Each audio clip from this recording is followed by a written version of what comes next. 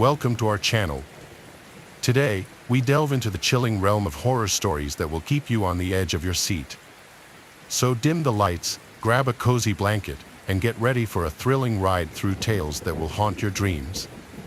Are you ready to face your fears?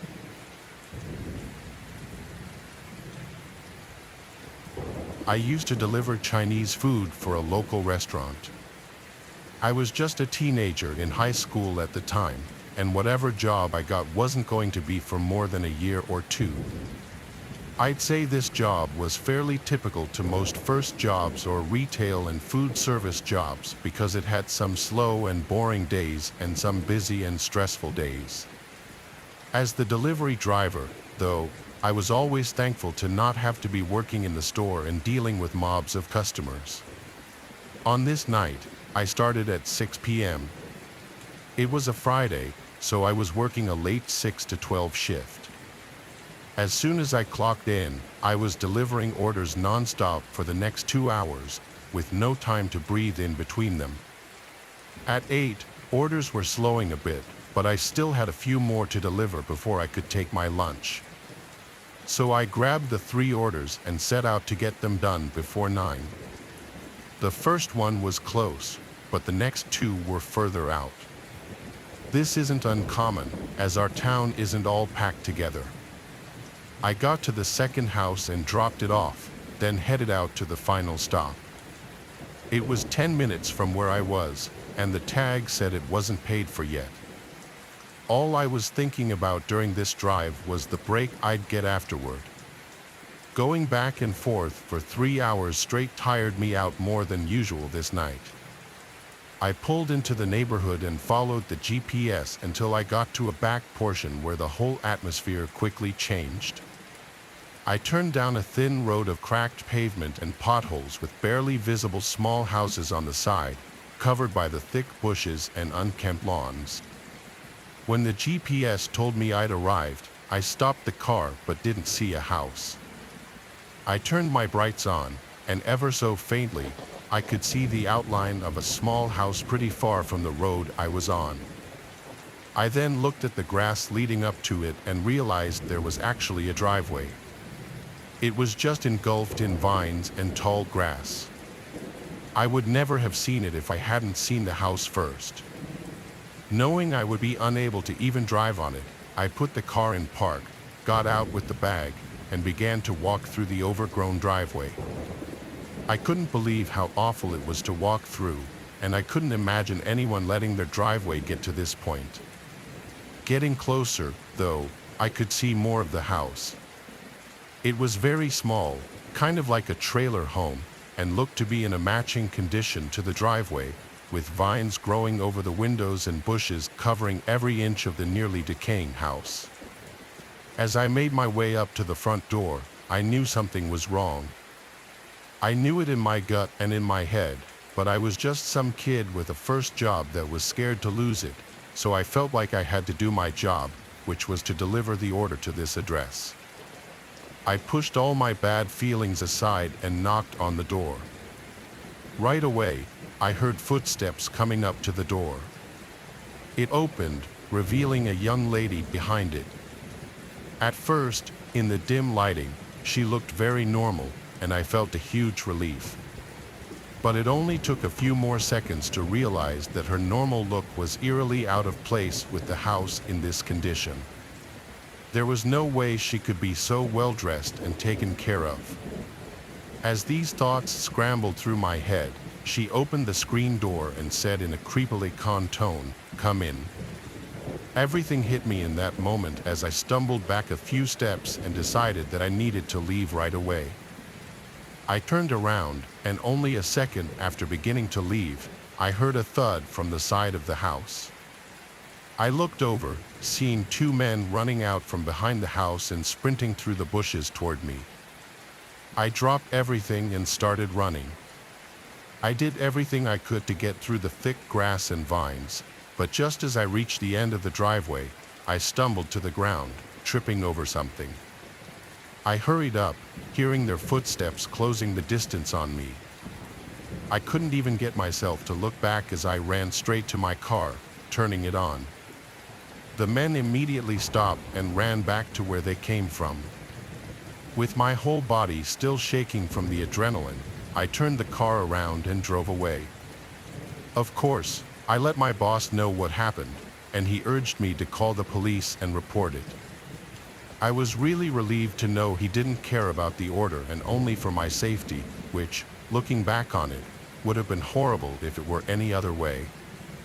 Police interviewed me and my boss and did a whole investigation, ultimately unable to find any of the people. The property I was on, though, was actually state-owned, and the trespassing sign at the beginning of the road had been dug up and thrown into the tall grass.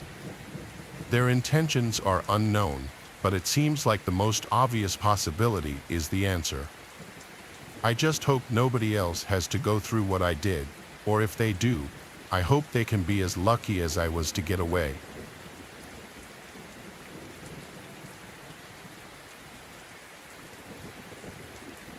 I signed up for Uber Eats back when it was really gaining traction in 2021. I'd just gotten laid off from my previous job, and it seemed nearly impossible to find any other job quickly, so this was a bit of a risk that I hoped would work out. A couple of months in, I was enjoying it enough, and it was paying me enough for me to keep with it. This happened just around a year after I started. I'd fallen into the habit of waking up late and staying up late, so I hadn't started working until around dinner time. By 11 p.m., I still hadn't made enough to be good for the night, so I continued on, taking pretty much any order that popped up. It was at 1 a.m. when an order came through that was interesting. It was a grocery order from a 24-hour 7-Eleven gas station. I still accepted it, but it was just odd to me that someone would need groceries from a gas station in the middle of the night. I drove up and parked at the mostly empty gas station and went into the convenience store. The only person inside was a kind old man working at the register. I picked up the bag from him and also got myself a cup of coffee for the road, then headed back to my car. I got in and situated myself before backing out and getting on the road for the final stretch of the drive. Only a moment after getting onto the main street, though, I noticed a car's headlights right behind me. Mind you, this was very late, and almost no cars were out, so I was sure I would have seen them before they were so close. After some thinking, I thought they must have been at the gas station, maybe parked on the side of the building and pulled out as soon as I did. I drove along this same road for a while, reaching the edge of town, when I suddenly felt something wrong with my car. It was way bumpier than usual, and a loud kind of scraping sound was coming from the right side. After a minute from noticing this, it became a lot worse, so bad that I had to pull off to the side before the car would break down in the road. I parked on the shoulder with woods on either side of me, but in the mirror, I saw the headlights of that same car slowing down and pulling in right behind me. Unsure what was going on, I decided to get out quickly and see what the problem was. I didn't know if the car behind me was going to try and help me out or if they had something else in mind, but I knew I couldn't go anywhere until I figured this out. I ran around to the other side of my car and quickly noticed the problem. My right tire was completely flattened, which was crazy. I hadn't run over anything, and usually, flat tires happen gradually, not so suddenly like this. I took a closer look, seeing a gash right on the side of the tire that didn't look natural at all. Then I heard a door open from the car behind me. A man stepped out and waved at me. "I'm okay, thank you," I called out, trying to get them to leave before even approaching, especially after realizing this was all really sketchy. But the man kept walking toward me. Once he got maybe 10 feet away, I could see him more clearly. He was older, with long gray and black hair and a bushy, untamed beard. He wore basic clothes, jeans and a hoodie, but they were covered in stains and grime. He came up next to my car and asked if he could help me out, showing the large smile. I said again that I was okay, but he only laughed, looking at my tire and back at me. A few seconds of awkward silence passed as the man held his smile before I lied and said I had a friend on his way to pick me up. Now, having rejected his help 3 times, the man's smile gradually fell into a straight face. He turned his body toward the car and very unnaturally looked around. This is when I got the immediate rush through my body to get away from this man, and I only had one option to do so. I bolted off the road into the tree line, hearing the man follow me into the pitch-black woods. It only lasted for a few seconds before I lost him. After that, I didn't go very far at all, still able to see the headlights on the road, and I could make out the man's figure moving around by the cars. A few minutes later, he got in his car and left. By now, I'd had enough time to pretty much figure out that this was all a setup from the Uber Eats order, having been followed from the gas station where he likely slashed my tire. However, I didn't think it would be so easy to catch him. His full name and everything on the app turned out to be real. I guess he didn't think that we would tie it all back to the Uber Eats order. That being said, the punishment wasn't very harsh because he didn't harm me. He only stole some things from my car, though I'm sure that if I had stayed there on the road, I might not even be here to share this story.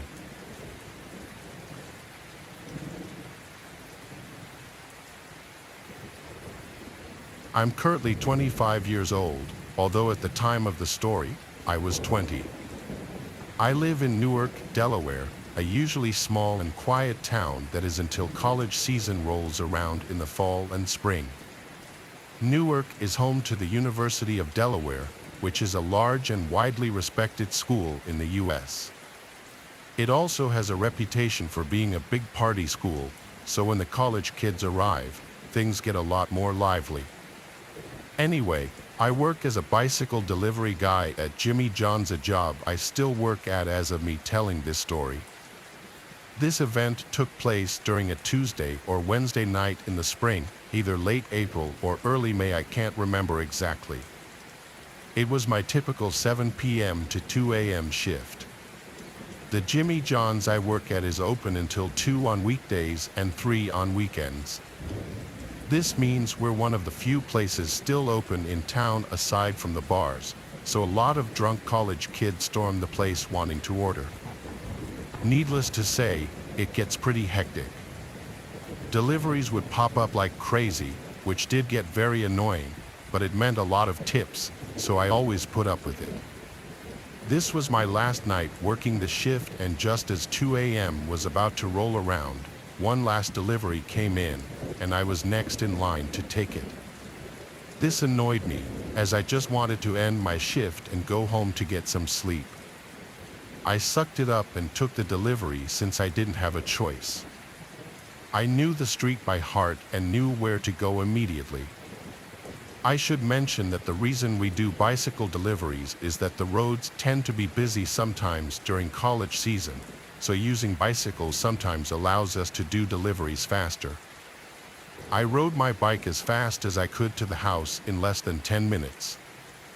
I knocked on the door loudly, but there was no answer. I knocked again, louder this time, still nothing.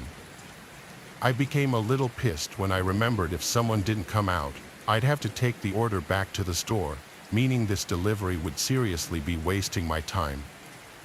I called the number on the receipt, but no one answered.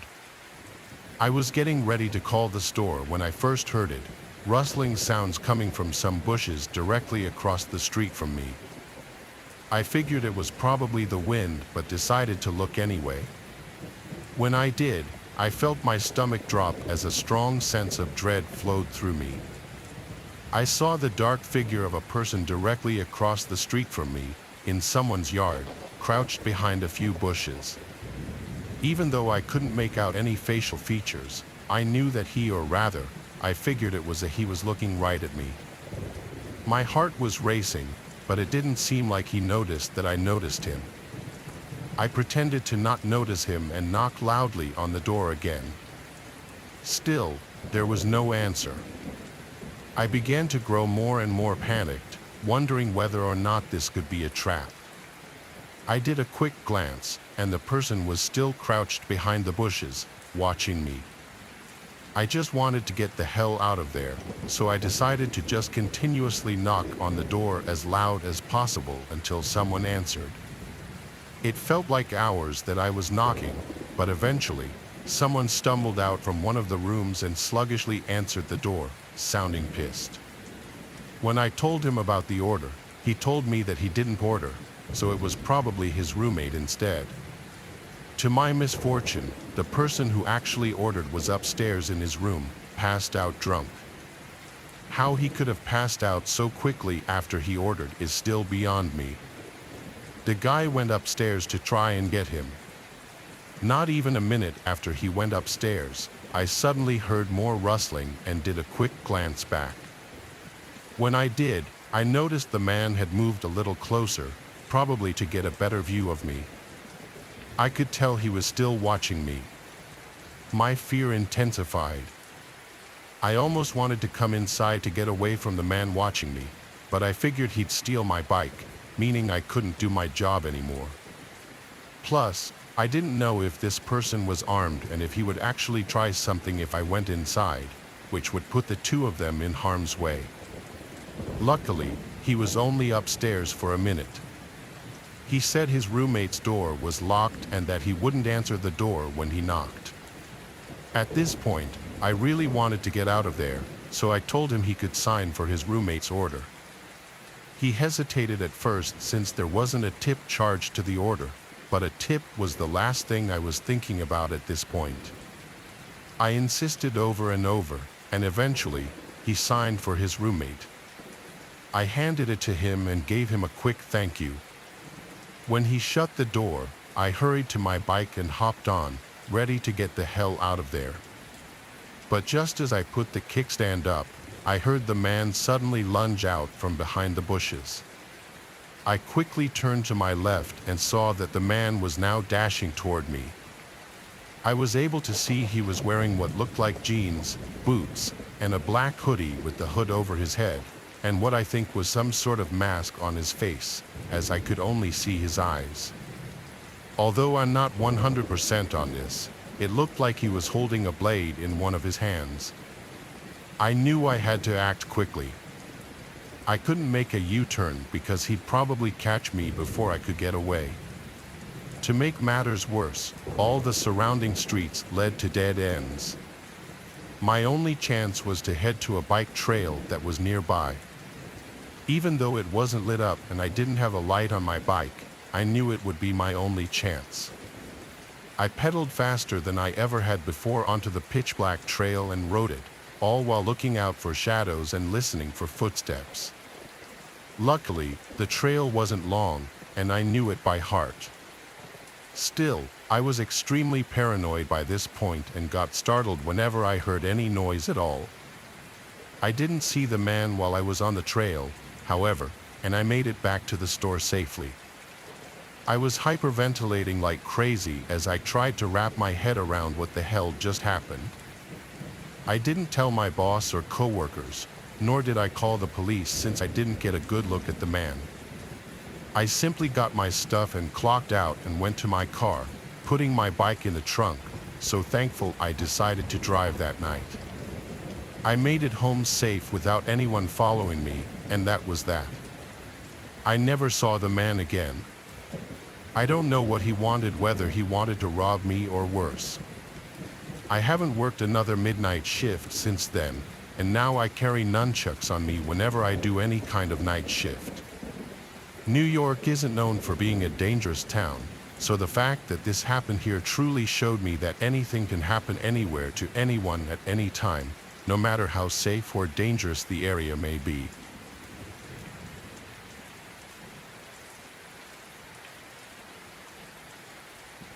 I had some spare time this night, and having chugged a few coffees earlier in the day, I figured I'd use this energy to go out and make some money. I was delivering for DoorDash, cruising on the highway to my next delivery. It was super late, the roads were empty and the night was very peaceful, basically every delivery driver's dream. On my way there, though, my phone started buzzing. It was the customer calling me, but before I had a chance to answer it, they hung up. Since it only rang for a couple of seconds, I thought it must have been an accident. But in case it was not, I redialed their number. It rang for a while, but they didn't answer. I shook my head and blew it off, not thinking about it for the rest of the drive. I got off the highway and drove into the neighborhood. It was a very regular street with average houses. When I got up to the house my delivery was for, I parked right in the driveway and started walking up to their porch. As I was setting down the bag, I saw that the front door was cracked open. I didn't know if it was meant for me or not, so I just lightly knocked on the door and called out that I was dropping off their food. As soon as I did, I heard a somewhat disturbing sound come from down the hallway. It was a muffled thump that almost mimicked my knocking, like someone was banging on a door. A bit shaken, I opened the front door wider and called out again. I wasn't sure what to say, so I just repeated myself, saying that I was delivering their food. A few quiet moments went by, then I heard a door open from the back of the house, and a guy came around the corner. He looked distressed and bothered, but I couldn't tell if it was because of me or something else. The guy walked down the hall and right up to the doorway I was in, not saying a word as he started to reach for the bag. But that's when I heard those thumps again from down the hallway. I looked past him in confusion as he turned and looked as well, then quickly turned back and looked at me, recognizing that I heard it too. "Is everything okay?" I asked carefully. The sound echoed through the walls again as the man just kind of stared at me, as if he were trying to think of what to do. "Why don't you bring the food inside for me?" he said, almost in a demanding tone. Nervously, I picked up the bag but quickly realized how terrible of an idea this was. I felt threatened, like I had to follow him, but I also had a feeling that if I did, I wouldn't be making it out of there. In my hesitation, the guy's face showed he was even more bothered, angry even. He then reached out and grabbed the food right from my hands, then slammed the door in my face. Stunned, I stood there and listened as his footsteps went down the hallway and the thumping stopped. I couldn't do anything else at this point, so I hurried off the porch and got back to my car. I ended my DoorDash shift after that one and ended up reporting the really disturbing scenario to the police. I think what ended up making me report it was that the man tried to get me to go inside his house. If not for that, I may have not felt there was enough evidence to do anything. Unfortunately, though, police informed me hours later that the man denied that anyone else was there and declined their request to search his home. At that point, there was nothing left to do other than speculate. I believe there was something truly horrible going on, and he was possibly ready to do the same to me, but I don't think we'll ever know for sure.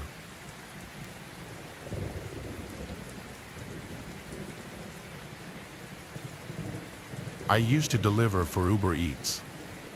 I was having trouble paying off my student loans, so I was hustling to make whatever cash I could. I still lived with my parents at the time.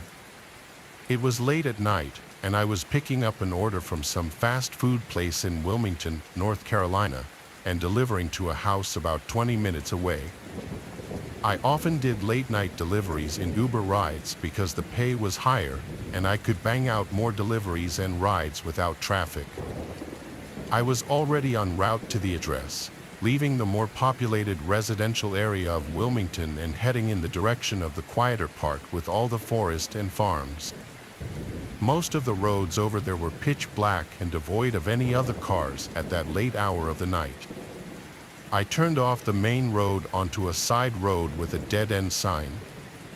This was the road the directions were taking me where the address was. I was brought to the last house on this road.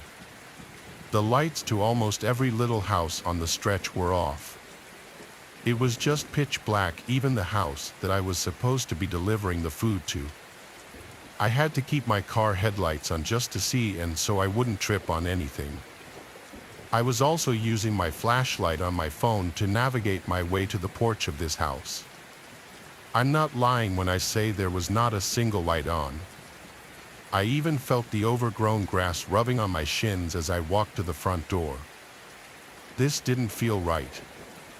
I pressed the doorbell button but didn't hear a ring, so I knocked. The customer had their delivery preference set to contact delivery, which means I'd have to actually physically hand it off to him or her. I messaged the customer that I was at the front door and asked him if he could confirm the address. He read it right away and responded, "Give me a second." I replied, "Okay." He read it. I waited in the dark, looking at the windows of the house, waiting for a light inside to turn on.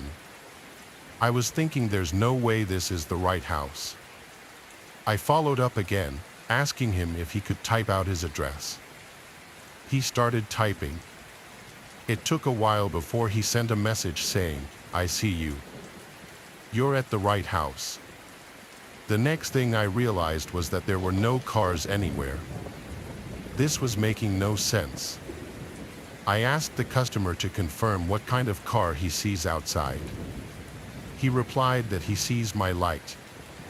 Well, that pretty much confirmed that I was at the correct address, but it didn't make this any less sketchy. I started to just inch away from the door of the house, just because I didn't want to be on top of it as they opened the door, but the door never opened. No matter how many times I messaged the customer on the Uber Eats app, I was starting to suspect this was some kind of scam to get free food.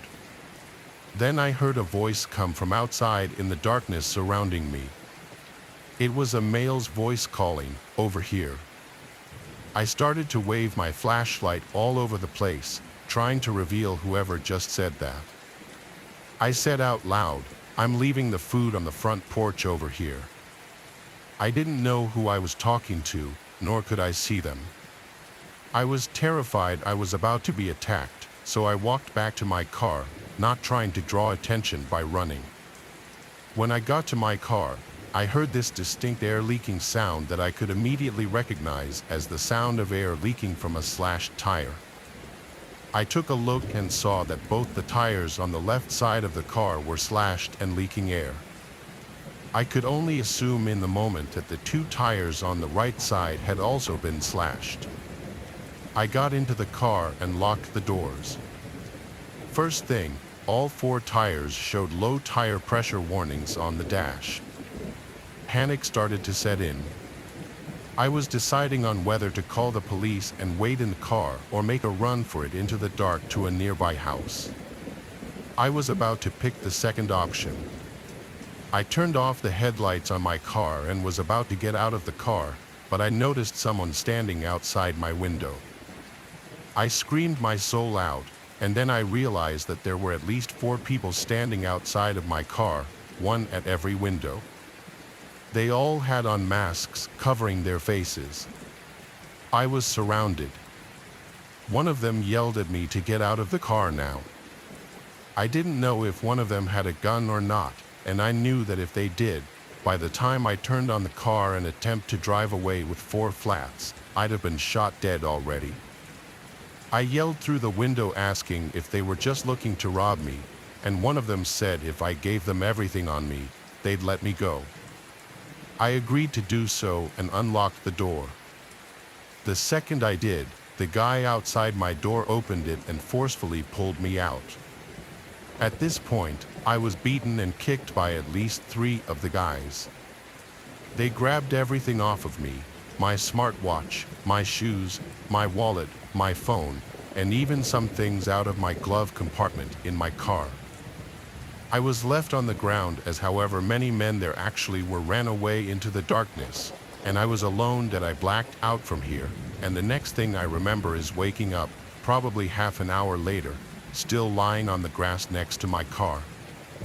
They'd stolen even my keys.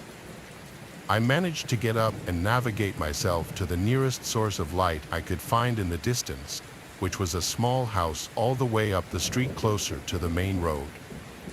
I rang the bell a few times until someone answered through the closed door.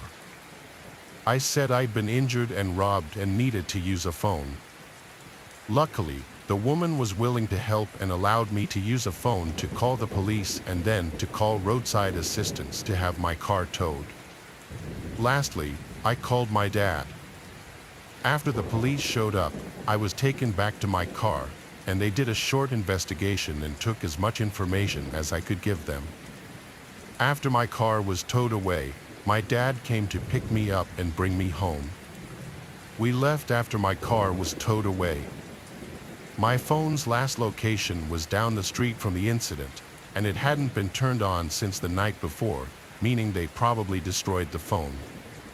The next day, I gave even more information to some detectives regarding my Uber Eats account, and they were rather quickly able to trace the customer account back to a guy named Logan who, long story short, allegedly lost his phone and wallet. Whoever found or stole them was the one to call the Uber Eats delivery with the intention of robbing me. Basically, what I'm saying is whoever did this to me got away with it. The house that they set this up at was a vacant house for sale. My car tires were covered by insurance, but everything else, I ate the loss. This was a painful and expensive but also valuable lesson to not be so naive ever again in a situation like that. I stopped deliveries for a few months, then I went back to doing daytime deliveries.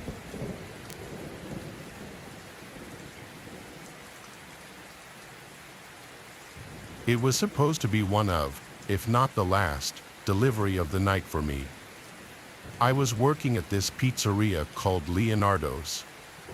One of my bosses, John, was on the night shift with me. He would choose who does what delivery. We got an order for a couple of regular pizzas. He gave me a piece of paper with the address on it and the person's phone number. This was in 2009.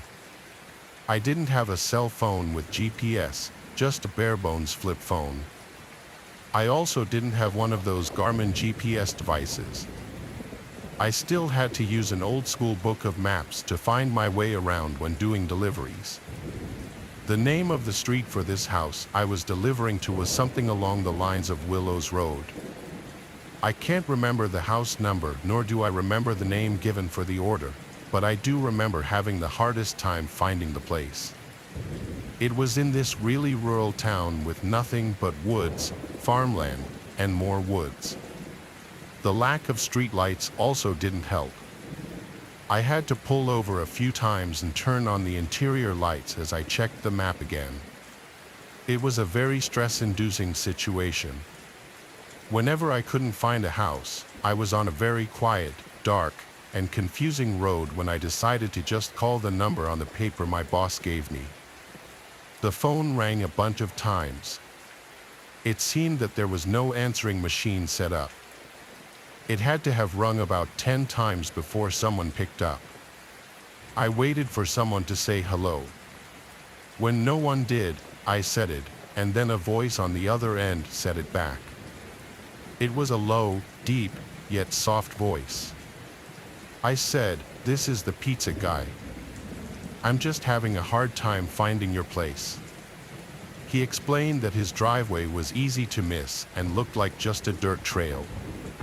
He talked in a very slow, monotone voice as he described the surroundings of his driveway to help me find it, and eventually, I did. I turned my car onto this pretty narrow dirt path. It was definitely easy to miss. It took about 30 seconds of me driving slowly and carefully up it until I saw this small one-story house come into view. There was a faint orange glow from inside the house that could be seen through one of the windows. I parked my car next to the only other vehicle in sight, this beat-up pickup truck. I grabbed the 2 pizzas from the passenger seat and walked to the front door of the house. I looked for a doorbell but couldn't find one, so I knocked on the door. I heard muffled music from inside the house, then I heard footsteps approaching the door. After maybe 10 seconds, the door cracked open, and I saw a quarter of someone's face. I literally could just see one of their eyes peeking out at me. I nervously said, "Hey, you ordered the pizza, right?" The guy said, "Oh yes, the pizza." I recognized the voice from the phone call before. There was a weird pause. I didn't know what to say except for, "Do you have the cash?" He said yes and let me go get it. He walked away from the door, and I heard his footsteps move to another room. There was super old music from the 1930s playing, making the setting just extra creepy and weird. If it weren't creepy enough already, the door started slowly inching open on its own, revealing more and more of this dimly lit room. Everything about the interior of this place seemed super old. There were metal sheets on the floor, presumably covering holes in the floor.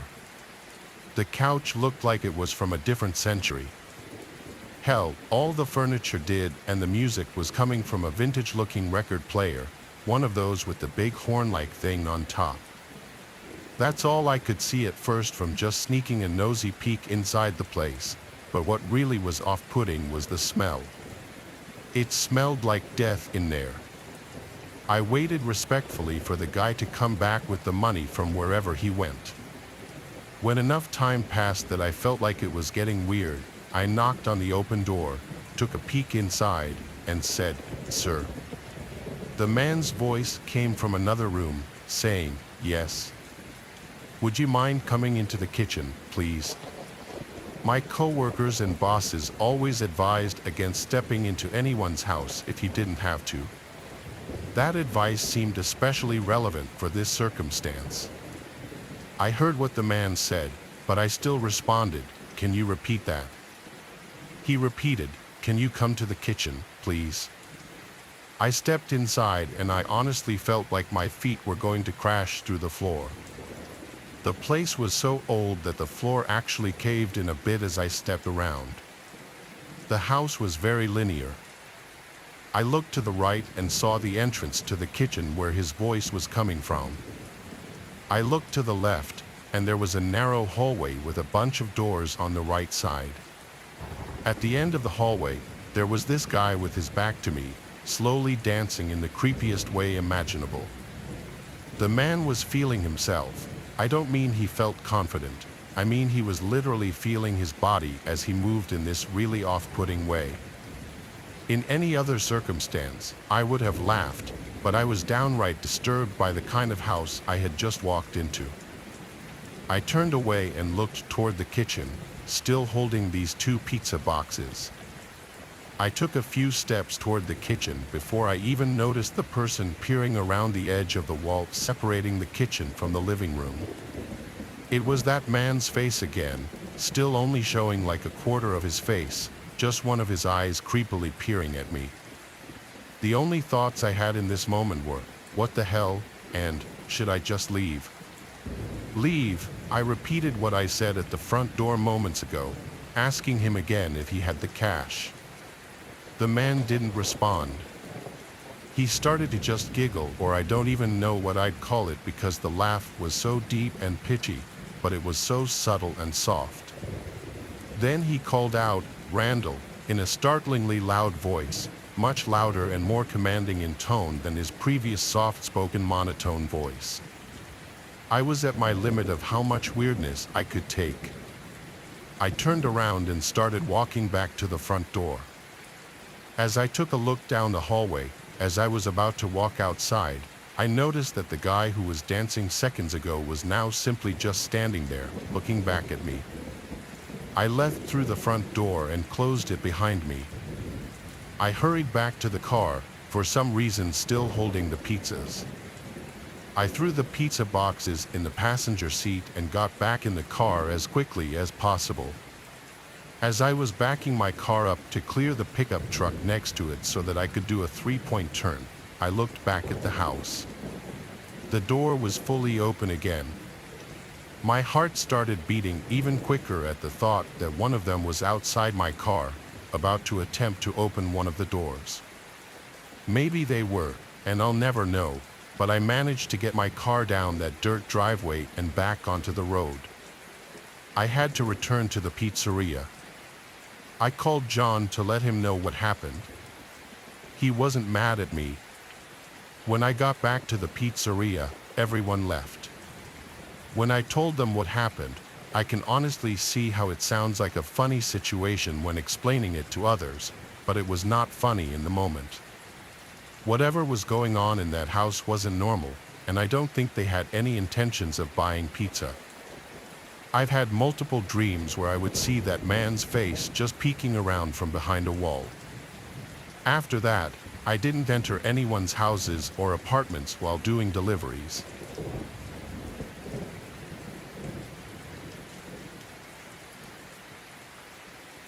I've always loved libraries, their quiet atmosphere, the smell of old books, and the chance to dive into a world of fantasy always drew me in.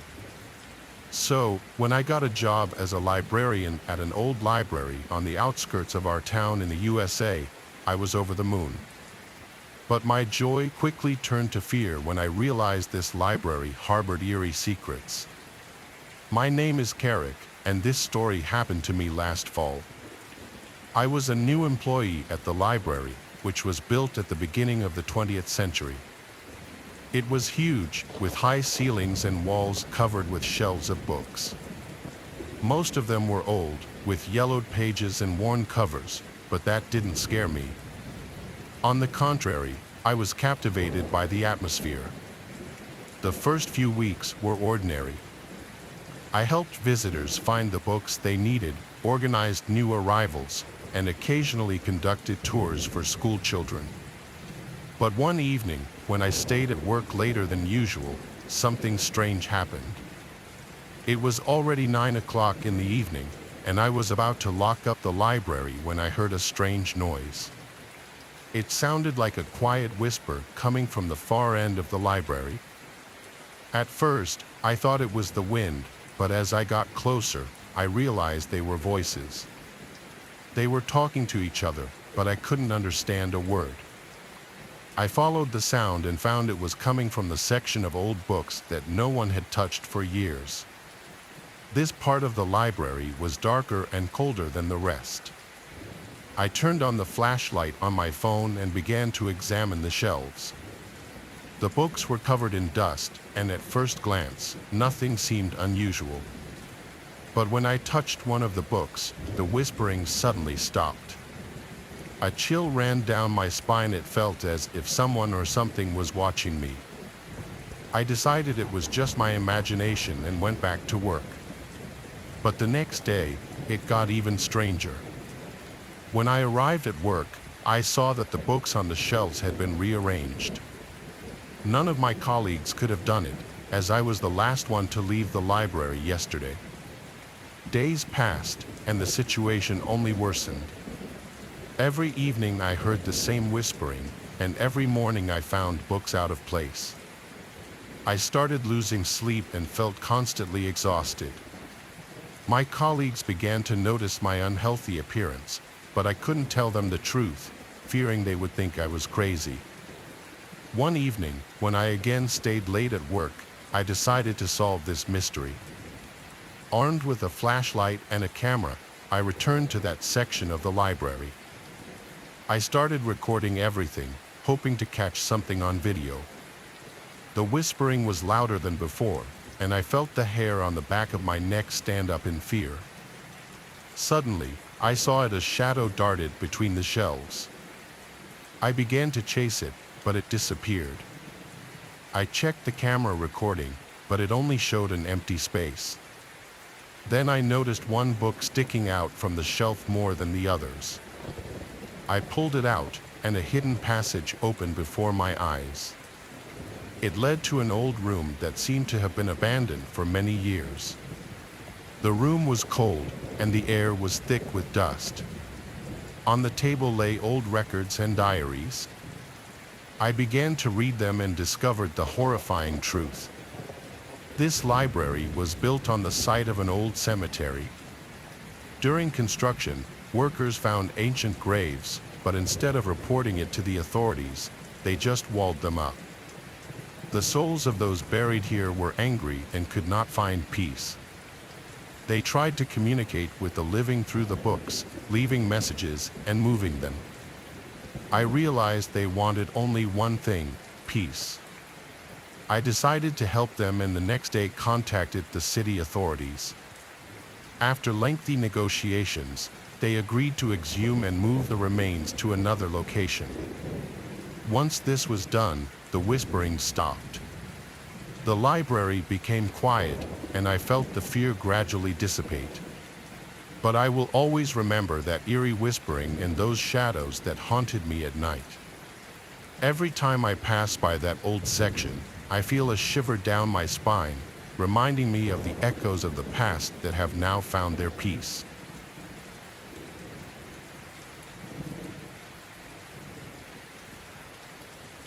Bodleian Library stood as a beacon of knowledge in the small town of Oxford. However, its history was marred by tragedy and mystery. Legend had it that the library was built upon cursed ground where restless spirits roamed the earth seeking vengeance.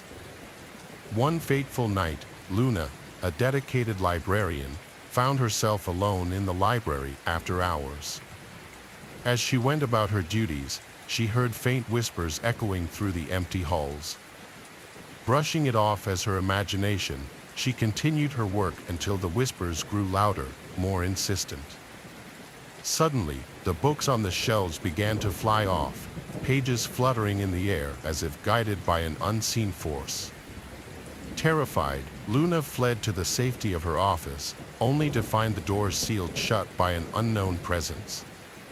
Panic gripped her as she realized she was trapped inside the library with something malevolent.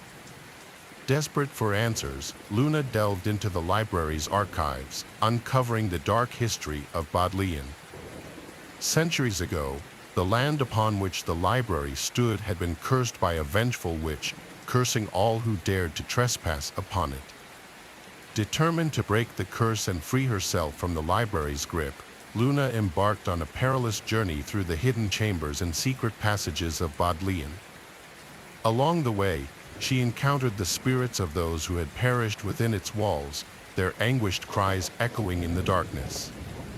At the heart of the library, Luna discovered the source of the curse, a forgotten tome bound in human flesh, its pages teeming with dark magic. With trembling hands, she began to recite the incantations inscribed within, hoping to banish the curse once and for all. As the final words left her lips, a blinding light enveloped the library, and Luna felt a sense of peace wash over her. When she opened her eyes, she found herself standing outside Bodleian Library, the curse broken and the spirits laid to rest. From that day forth, the library stood as a symbol of resilience and triumph, a testament to the power of courage and determination in the face of darkness.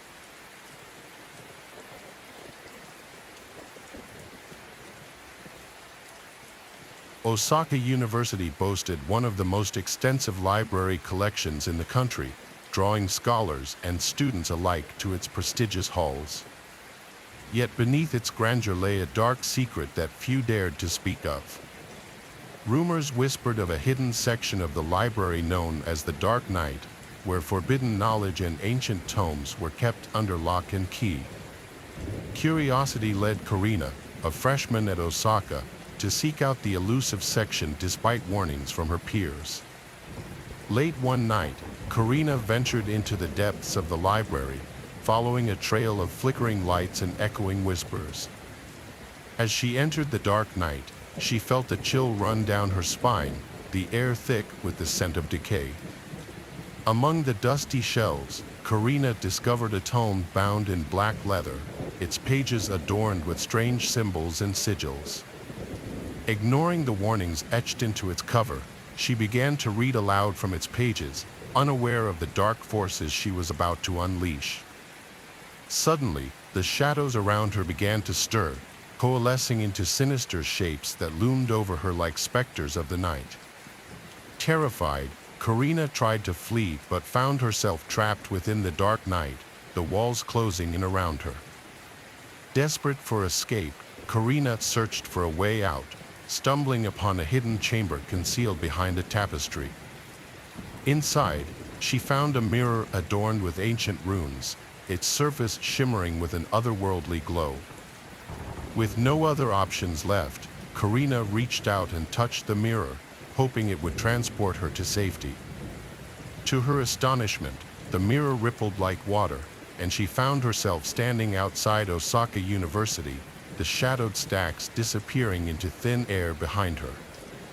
Shaken but alive, Karina vowed never to speak of her harrowing ordeal, knowing that some secrets were better left buried in the darkness.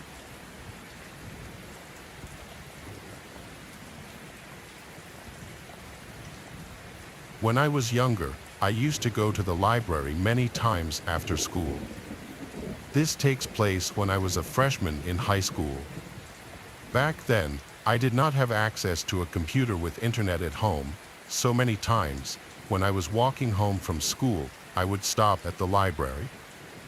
There was one that was roughly halfway back home from school and only a couple of blocks out of my way. I would do homework, play games on the internet, and go on Facebook and stuff. Most days, I would be there for a few hours and then walk the rest of the way back home. I went there on average maybe 2 or 3 times a week, but sometimes more or less. So, one day I went to the library after school and logged on to one of the computers. The library was pretty large, so large that it had 2 levels. Usually, there would be quite a few people there, but they were pretty spread out. I was on the computer and remember that I went on Facebook. When I did, I saw that I had a new friend request. It was from some random guy I didn't know. The profile picture was of a car, and I didn't recognize the name. But back then, I would automatically accept every friend request that I got. I didn't even care if I knew the person, so I accepted it and thought nothing more about it. Well, probably just about a minute after I accepted it, the guy sent me a message saying, "Hi." I responded back saying, "Hi," and was now wondering who he was. He responded, saying that he was in the library with me right now. This seemed kind of strange to me. I was not aware of knowing anybody at the library. I had never seen one of my friends from school there. The guy said that he was on the other side of the library and upstairs. I didn't really know what to think of it, and I don't remember exactly what I said, but the guy kept talking to me on Facebook. He soon started to ask me personal questions, so I decided to stop responding to him because he was coming across as a creep. I went on another internet tab and ignored it, but I kept seeing more notifications pop up that he was sending me more messages. This was really starting to creep me out, so I closed everything, logged off the computer, and then left. I had no idea who it was in the library. I walked straight home and hoped that I wouldn't encounter that man anymore. A couple of days later, I went back to the library again after school. Like most times, I found an open computer and logged on. I went on Facebook and saw several more messages from the guy. I didn't respond and just ignored them. He must have seen that I had logged on to Facebook. I know it shows other friends that are currently online. So he started sending me more messages. I didn't bother to look and continued to ignore him. Several minutes later, though, I suddenly felt a tap on my shoulder. I looked, and it was some guy I had never seen before. He was much older than me, had an uneven gray and brown beard, and was wearing a green hat. He then asked me why I wasn't responding to him. I was so surprised that I didn't say anything. The man then asked me to go with him. He said that he was leaving and motioned for me to get up. I said no to the man. He continued to stand there for about a minute before walking away.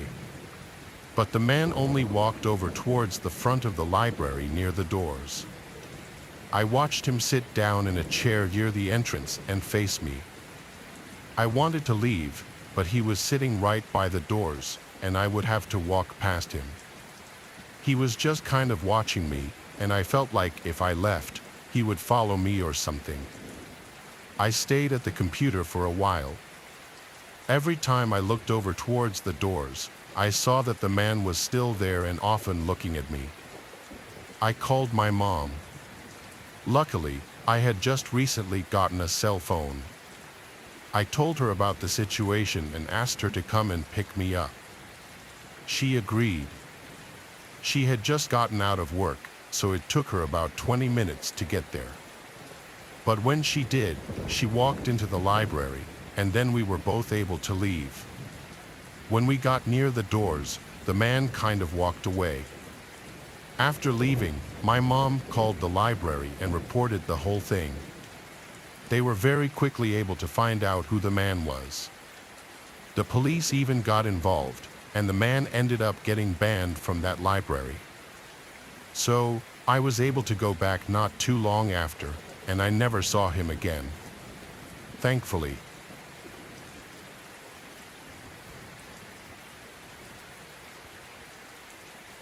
I'm a librarian.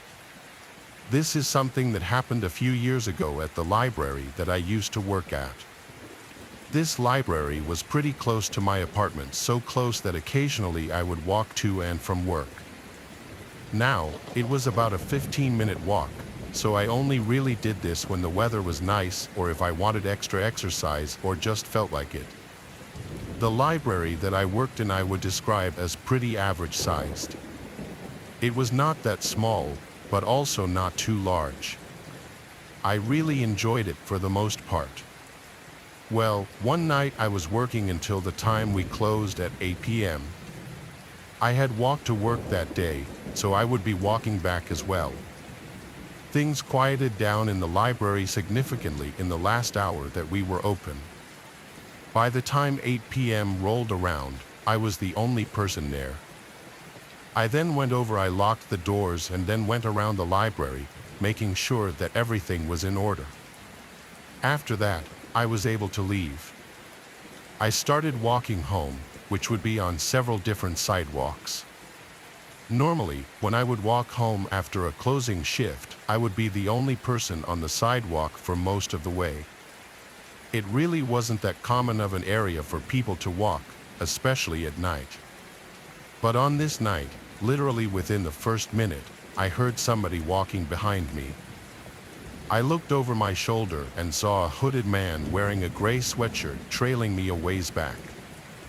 Instantly, I was nervous, and I didn't want to cause myself to panic or anything. I told myself that it was fine. But as I kept walking, the man remained behind me. When I turned, he did as well. I remember at that point I took a wrong turn intentionally onto a different road that was sort of out of my way. The man behind me did the same thing. Then, at the end of that block, I turned back and reconnected with the road that we had been on. The man still did the same thing. At that point, it confirmed to me that he was following me intentionally. This made me really nervous. I also realized that I had not brought my pepper spray with me to work. Normally, when I walk to work, I do, but I forgot on this day, which was bad luck. So I kept walking back home, and the man remained the same distance back.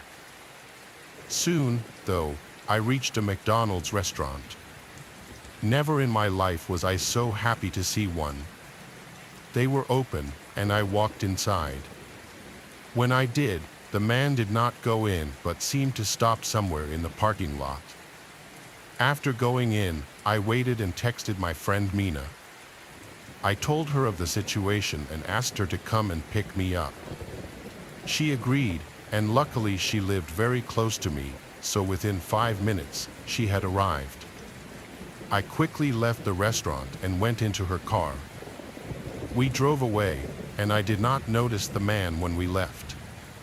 But luckily, I made it back home safely. After that, I didn't walk to work for a while, but that's not the last I saw of the man.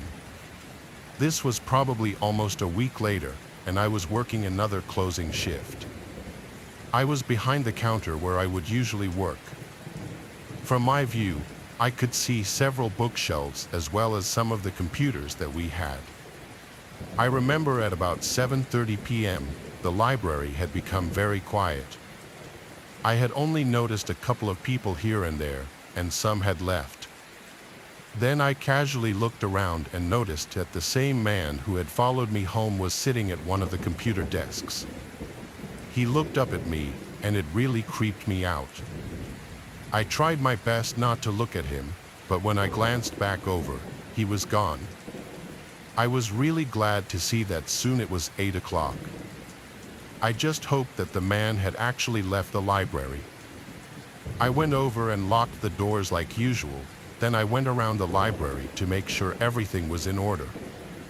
Now, I had already done the announcements, such as, "The library is closing in 10 minutes," and "The library is now closed." Those announcements were made so if anybody was here, they knew that they were supposed to be gone by now. I went around the library, going up and down each aisle of bookshelves.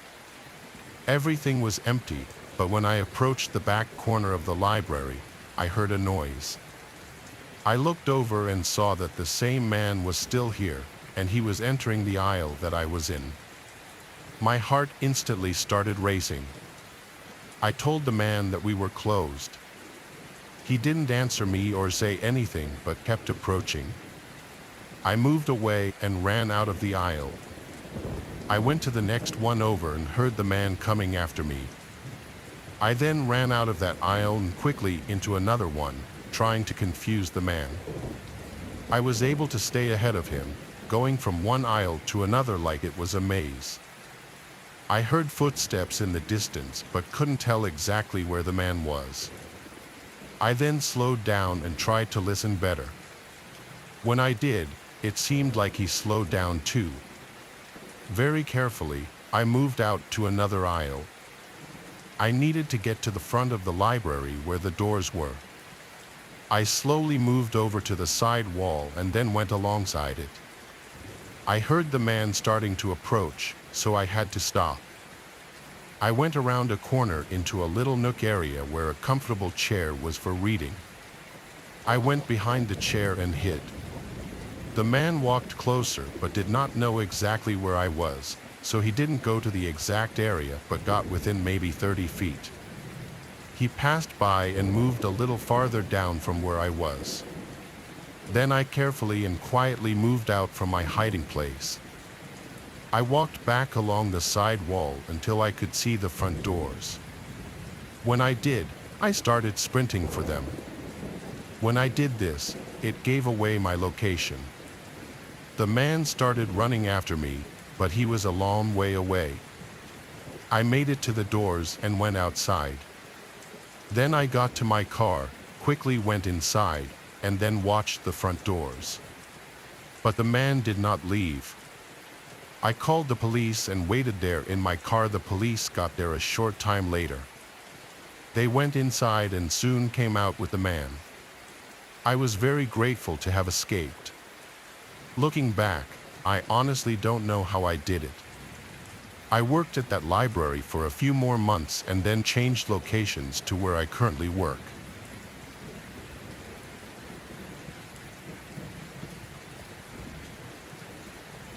This is something that happened a long time ago when I went to my local library. It was probably the year 2000. I remember that I was going there to get some educational books. The internet was around back then, but you couldn't quite just Google whatever you wanted to know like that. The more common method for me was to go to the library and check out books on the topic. So anyways, I drove down to the library, which was maybe 10 minutes from my house. I went inside, and it was a little bit later. I think they closed soon.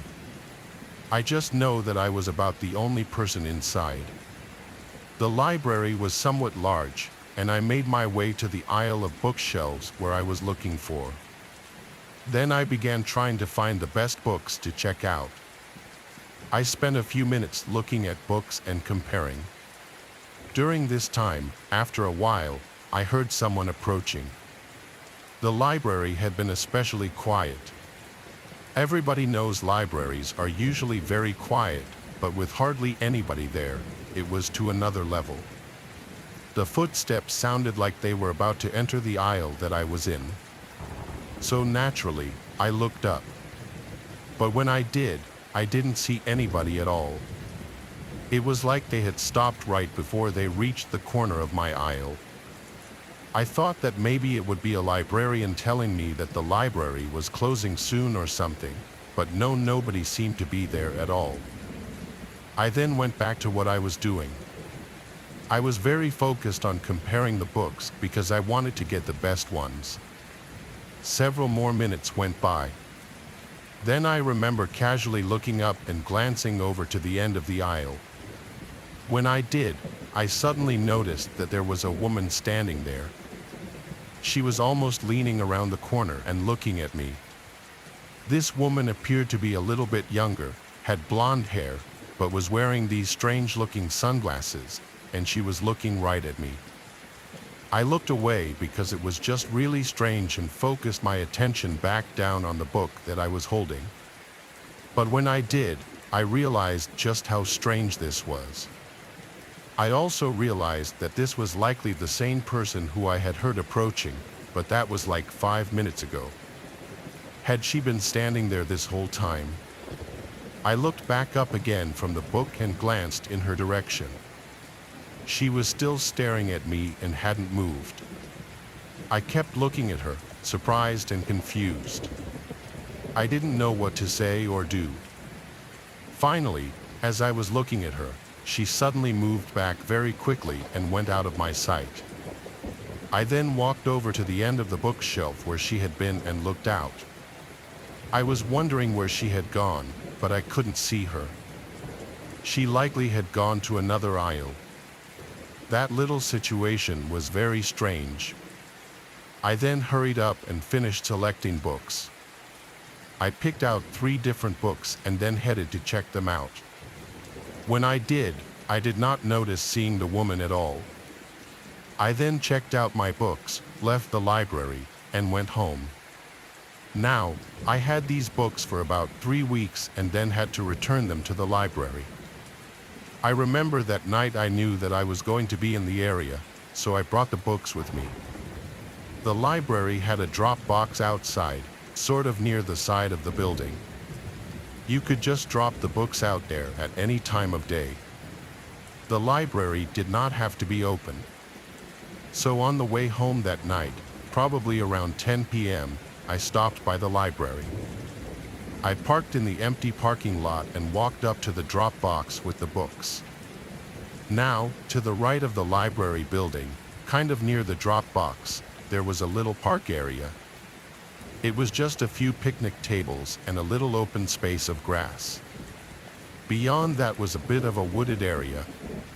When I reached the drop box and put the books inside, I noticed something. There was a person on the edge of the woods that seemed really weird. When I looked closer, I saw that this was a woman with strange sunglasses, the very same woman who had been staring at me in the library before. I was so creeped out that I instantly turned around and ran back to my car. I drove home and didn't go back to that library again for months. I did return, though, and never saw that woman again.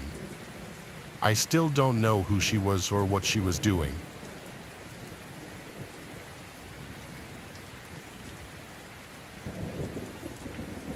When I was in university, I would take 7 courses every semester because I was doing a dual degree and I wanted to get it all done in 4 years. This meant a lot of semesters I was up to my neck and ears in homework and studying all the time. My university had a library that was open until midnight. I was also interning that semester, so I really had almost no time to do my work. I still lived on campus at this point, and my suite mates could be very loud and distracting sometimes. This was a Wednesday night. I had 4 classes that day and my internship. I also had 2 exams the following day, so right after I finished up at my internship, I went straight to the library. Our campus library was very big. When I got there at 8:30 p.m., there were still a decent number of people everywhere, but from 9 to 10 o'clock, it quieted down a lot, and I was planning on being there until 12 o'clock, studying for my 2 exams the next day. Around 10 o'clock, most people were gone, but there were still some around. I was sitting at one of the tables sandwiched between 2 bookshelves on either side, so it was a little more private and secluded where I was sitting, with fewer distractions. By 11 o'clock, some guy who looked to be in his upper 20s came into the section past one of the multiple empty tables and came to mine, where he sat down diagonally across from me at the table. I looked up, and he looked back at me and smiled as he was setting his books down. I looked back down and just tried to focus on my studying and not wonder too much why he decided to sit at my table. I was going through the slides to study on my laptop when the guy at my table said, "Excuse me," then asked me if I, by chance, was taking a specific economics course. I politely told him, "No, sorry," hoping that would be the end of it. But then he started explaining why he asked that, because his professor gives pop quizzes every day. I said, "Wow, that really sucks." Then I tried to go back to studying. Mentally, my mind wasn't completely into the material anymore. Now I was distracted by the presence of this man who I had a feeling was going to keep trying to talk to me. I looked up from my laptop screen and saw that man looking at me, smiling with his lips. I looked back down at my laptop, contemplating getting up and moving elsewhere or just leaving. He then asked my name. I made up a name and said, "Linda." He said, "You have such blue eyes, Linda." This was when I started to wonder if this man was really here to study or creep on women, and the fact that he looked like he was almost 30 didn't help. I asked him what the name of his economics professor was. He took a second, then said, "Professor Luis." I asked if he knew the first name. He shook his head, "No."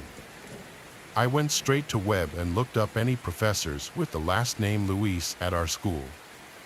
Only one came up, a calculus professor whose last reviews were left years ago. I decided to get up and go ask the security worker at the front door for help. As I got up, I felt the stare of that man at the table watching me walk over to the security worker and tell him that this man was creeping me out, and I don't think he's a student. The security worker walked back over with me and asked to see the man's student ID. He started looking through his wallet, then his pockets, and then he said he must have left it at his dorm. The security worker then asked what dorm building he's in. The guy was clearly lying because he didn't know what to say and eventually just said, "I honestly don't remember what it's called." The security worker walked him out of the library and came back and told me to just be careful while walking back to my dorm. I thanked him. The whole rest of the time at the library, my mind was so distracted just thinking about what a creep that guy was.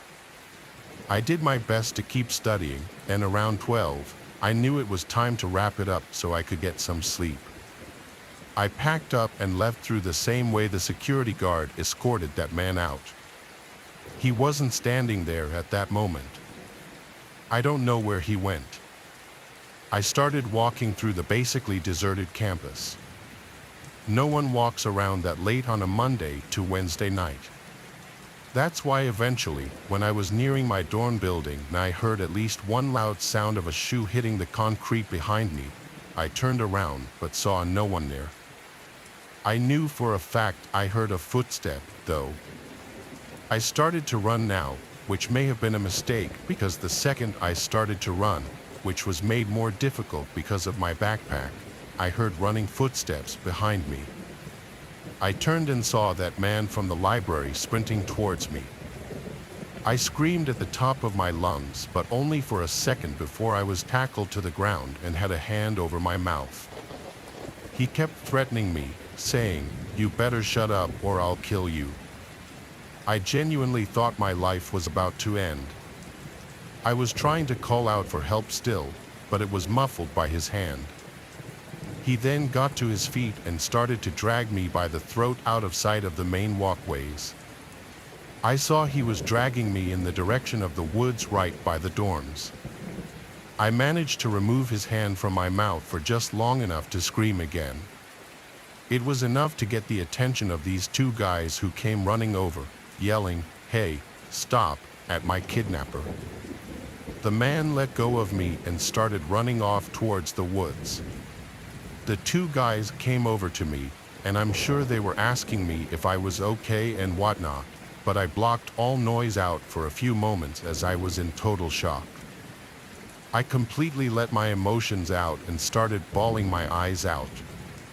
The two guys called university police, and I did my best to keep myself together and explain. We went to the library to ask the security worker for his description of the man as well. It matched my description of the man. The police were also able to use the footage from the library cameras to get a clear picture of the man's face. The picture was sent out to all students' phones, emails, and the school website. That same night, there was an anonymous tip that the man was at a late-night dive bar down the road from the school. The police arrived at the bar and arrested him. The level of trauma this induced on me was incredible. I can't even imagine the trauma for those who weren't as lucky as me in situations like this.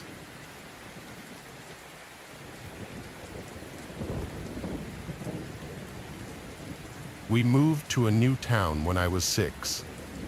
Any memories before that move I consider to be very early childhood, and a lot of those memories are blurry at this point. This is one of those memories. This happened at some age before 6. If I had to guess, I was 5. There was the local town library that our mom would always take my brothers and me to. It was a few blocks away. Actually, I remember this one day it was my mom and my little brother, who was a toddler at this point. We started the day at the mall, probably spent hours there tagging along with our mom shopping. Whenever we'd go to this mall, she'd always bring us to the inside the mall to get us ice cream cones. I remember we got ice cream on this particular day because on the way to the library after leaving the mall, I still had some of the cone left in my hand. We arrived at the library, and there was this kids' computer section that my mom would let me stay at and play computer games while she went and did whatever she'd do. When I got bored of playing whatever old online computer games there were at the time, I got up and started walking through the aisles of books in the kids section of the library, looking for the books. The kids section was in the far corner of the library, and while I was walking from aisle to aisle, I heard a peep from behind me. I turned around and saw nothing. I was looking at the back wall of the library, which had another shelf of books leaning on it. Then I saw half of a grown man's face peer around the shelf and say, "Peekaboo." I remember laughing and feeling no sense of danger. He did it again. He went back behind the shelf, then peered out his head again and said, "Peekaboo," again. I laughed. He asked me what I was looking for, and I said the books. He said he'd help me find them. He came over and took my hand and started leading me through the aisles, leading us, I guess, to the section of books that began with the letter I. And there they were, at least 5 I Spy books next to each other. I grabbed my favorite one, the treasure hunt one, and he said, "Let's go sit down and play." He led me to a table in the corner by a couple of children's computers, and we started looking through the pictures. This went on for some time, and he was asking me questions about myself as we played I Spy. The question that still sticks out to me the most is, "Who are you here with?" And I told him, "My mom and little brother." At some point after this, he said something implying that there's a kid's playroom downstairs. I, at that age, never knew that there was a downstairs to the library. He said we could take the book down there. He led me to the door that led to the basement of the library, which, for reference, is actually where events and meetings for certain clubs and organizations are held, and there is actually a little playroom down there, I guess for parents who have to bring their kids with them during any of the meetings. The man led me to that little playroom. There were various toys in there, most notably a Lego set and a Lego table, and then there were a bunch of chairs. He set the I Spy book down on the Lego table. This is where things get really uncomfortable thinking back on it, as he was trying to forcibly get me to play with the toys. I started to get uncomfortable, and around this time, over the loudspeaker, a female librarian said into the intercom, "Will John come to the front, please? Your mother is looking for you." At this time, the man went to turn off the lights in the room, and now it was pitch black inside. He said in the dark, "We're going to play hide and seek." This was the first moment I was genuinely freaked out, and I started to yell for my mom. I remember he kept telling me to be quiet, and his voice was getting louder as he was getting closer to me in the dark until he had his hands on me. I thankfully managed to run past him and out the door of that room. I ran down the dark hallway back to the stairs. As I was running up the stairs, I had that same childhood feeling of running up the basement stairs after turning off the lights, only 100 times worse because I genuinely was scared I was going to be grabbed. I made it back to the main floor of the library and ran straight to the front desk, calling for my mom. She was at the front desk with a group of librarians, and I remember the relief on my mom's face when she saw me. I told her there was some man who took me downstairs, and she literally lost it. The next thing I remember from there was a bunch of police in the building searching around, but I never saw that man again. He must have exited the building through a different way. I remember speaking to some woman who was probably with the police, asking me very delicate questions. I never really asked my mom about this experience that many times because it's very uncomfortable, and I'd rather just not think of it.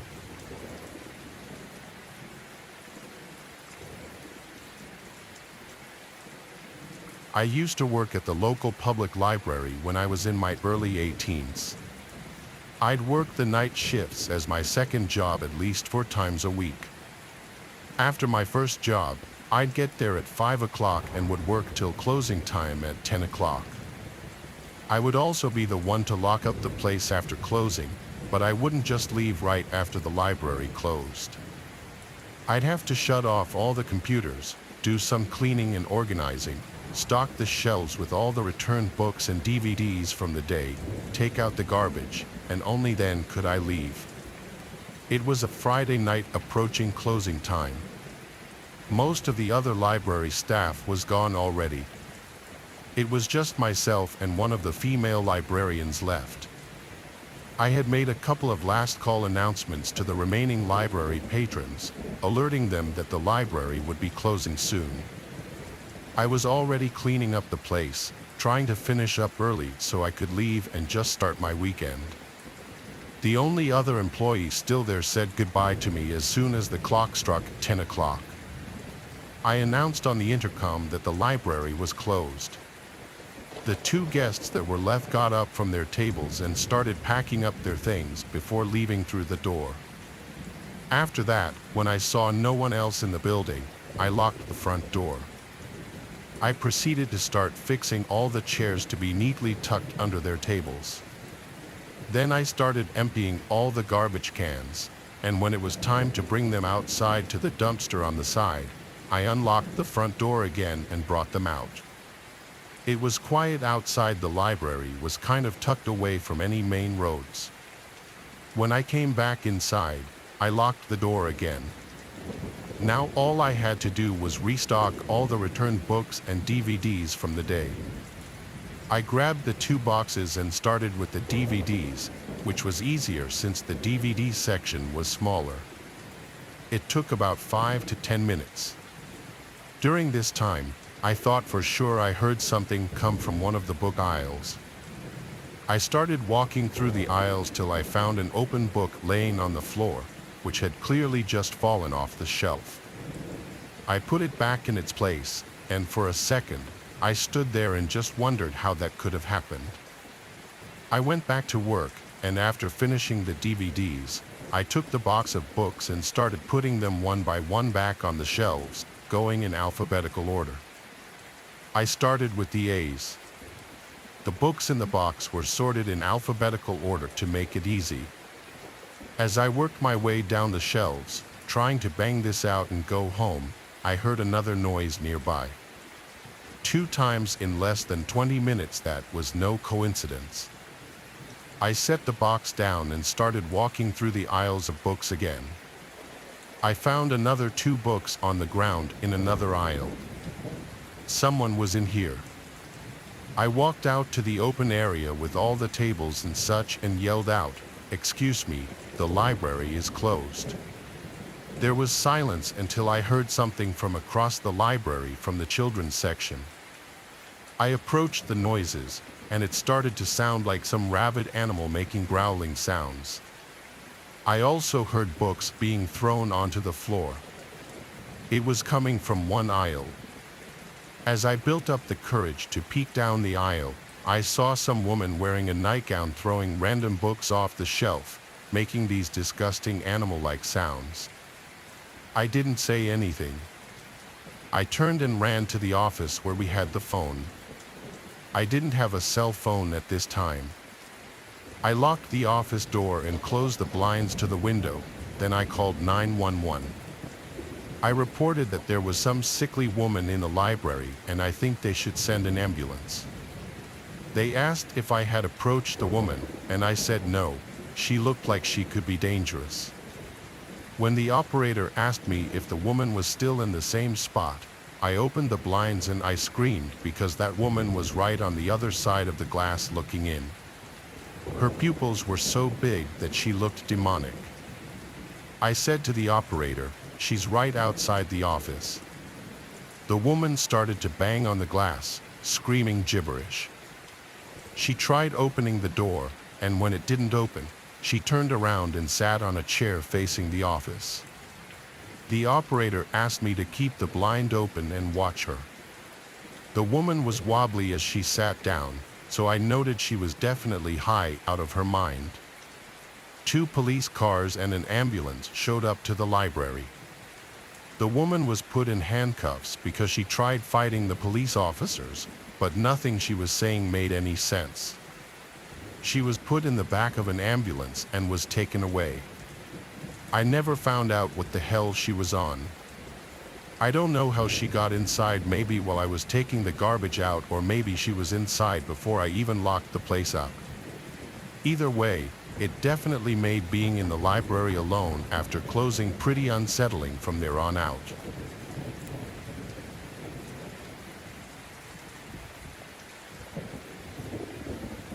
I always considered myself an ordinary student studying at a small college in the town. I spent most of my time in the library. This place was always a quiet haven where I could escape from daily problems and immerse myself in books. But one night, everything changed. It was a Wednesday, and I was preparing for an important history exam. The library, as usual, was almost empty. Only a few students wandered between the shelves, and the librarian, Mrs. Lilly, sat at her desk absorbed in some old book. I chose a spot in the far corner of the library, where it was usually the quietest.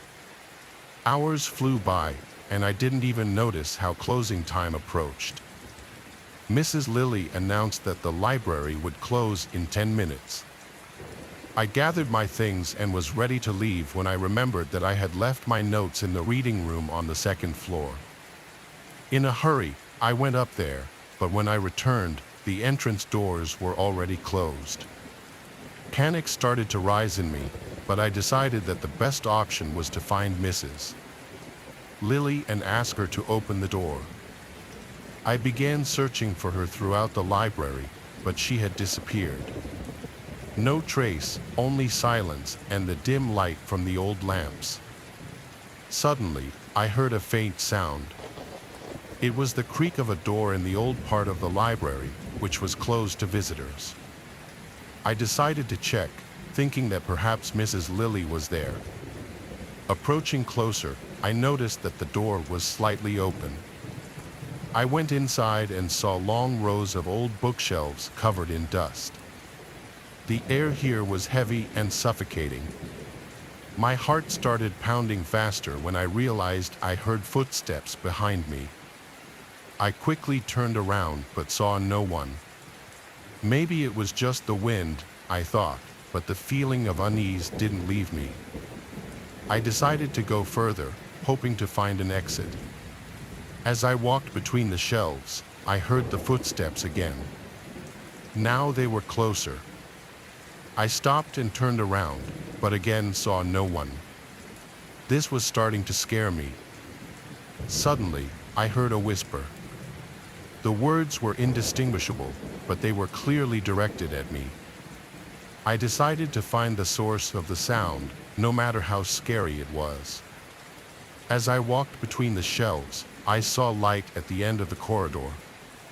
Approaching closer, I saw an old storage room. The door was slightly open, and soft light poured from inside. I cautiously opened the door and peeked inside. On the floor sat a girl who looked like she had been there for many years. Her face was familiar. It was Mary, a student who disappeared last year. Her eyes were empty and her hair was disheveled. "Mary?" I asked, not believing my eyes. She raised her head and looked at me as if seeing me for the first time. "Help me," she said quietly.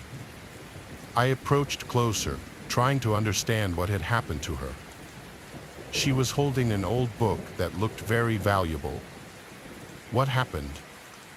I asked, sitting down next to her. "I can't find the way out," she replied. "They won't let me go." "Who are they?" I asked, puzzled.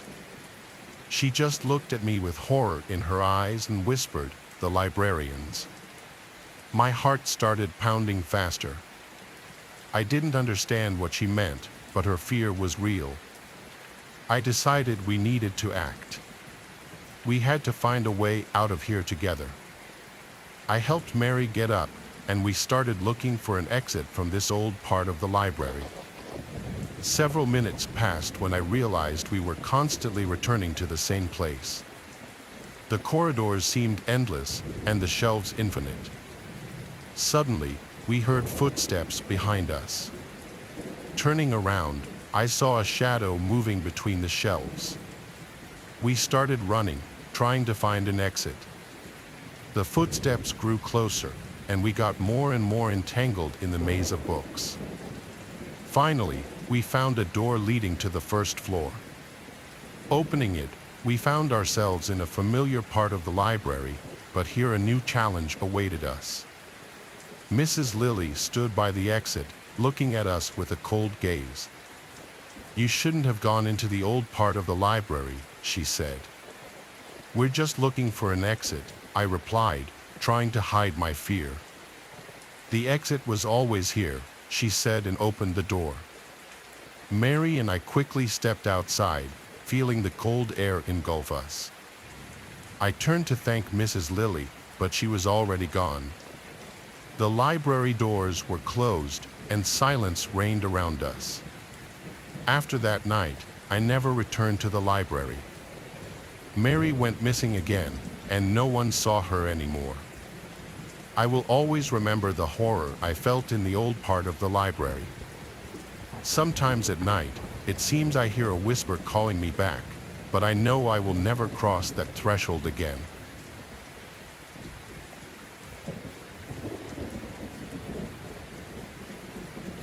My name is Lucas.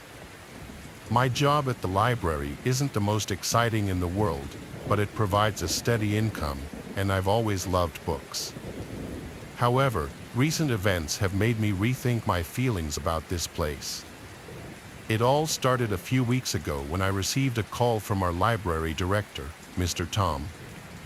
He asked me to stay late to help with the inventory of new arrivals.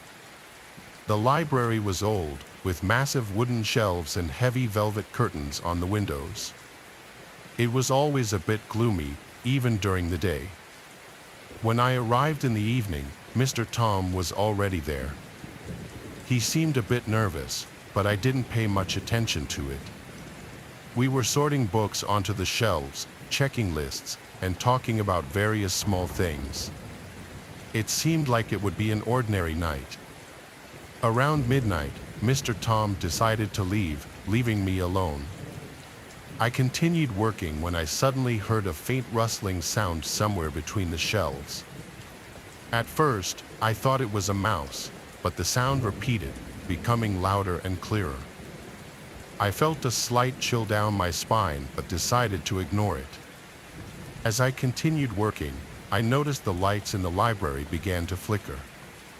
The bulbs would dim and then brighten again, creating a strange and eerie atmosphere. I grabbed a flashlight and decided to check if everything was all right with the electricity. Walking through the rows of shelves, I didn't find anything suspicious, but the rustling didn't stop. It seemed to follow me. Returning to my desk, I noticed that one of the books I had just placed on the shelf was again on the floor. It was an old dusty book that seemed like no one had opened it in years. I picked it up and opened the first page. It had the author's name, but the ink had somehow blurred, making the letters indecipherable. Suddenly, I heard a voice, quiet and whispering. "Who's there?"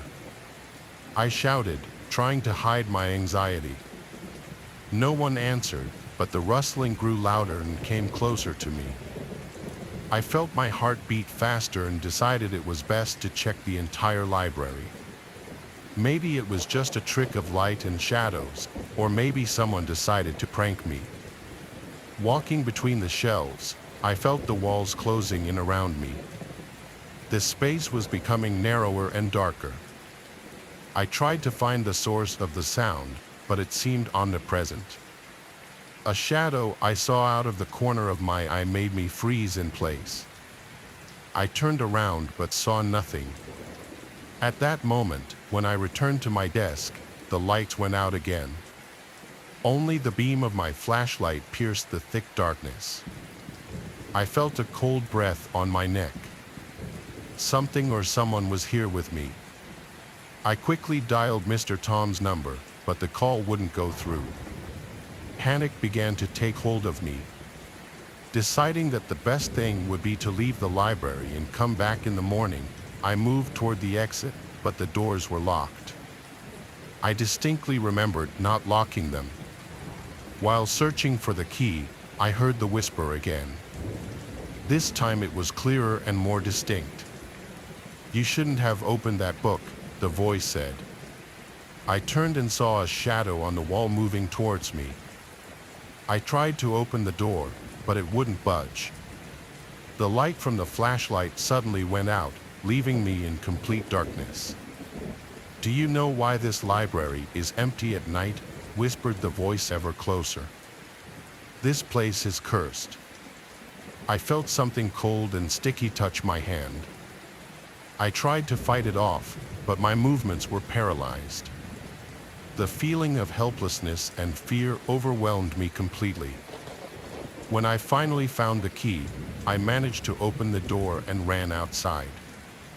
The cold night wind bit my face, but I was glad to be out.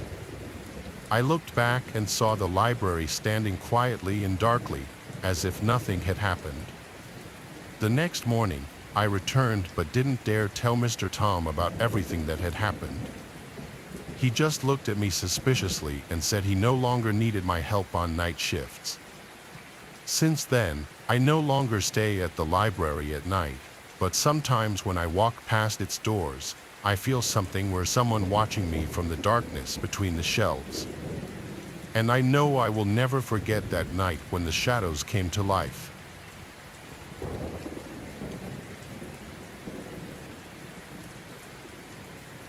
This is a story that happened a couple of years ago when I was 20 years old. I had a friend named Liam who was celebrating his birthday at a nightclub downtown. It was pretty exciting as he was turning 20 himself, which was the legal drinking age from where I resided. I remember wisely taking an Uber as opposed to driving down there myself, just in case I wanted to get hammered. Turning legal age where I was from always gave a reason to go over the top with the drinking, so taking an Uber was completely justifiable. When I eventually got inside the club, I could recall dancing with multiple females while hammering down countless drinks. Again, it was my friend Liam's birthday, so we usually hosted these extravagant events by getting a booth along with bottle service.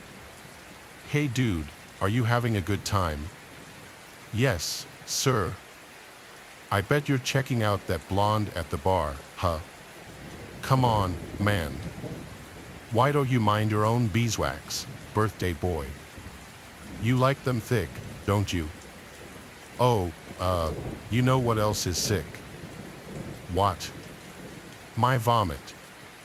I remember not feeling as intoxicated after puking in the bathroom stall, but that didn't stop me from throwing in the towel and calling it a night.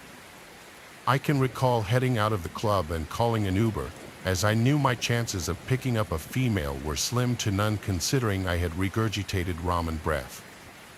I ultimately purchased an Uber pool, which was when multiple riders heading in the same direction as you could also share a ride. I particularly didn't like sharing rides with strangers, but seeing as how cheap the Uber pool was in comparison to the regular Uber, I thought I'd give it a try. I wasn't exactly the wealthiest guy at the time, just an average college student who was broke and lived off eating noodle packs to help make ends meet. About 5 minutes later, my Uber finally arrived curbside near the club. As I approached the Uber, I nonchalantly hopped in the back of the vehicle as I could see the front passenger seat being occupied by another male.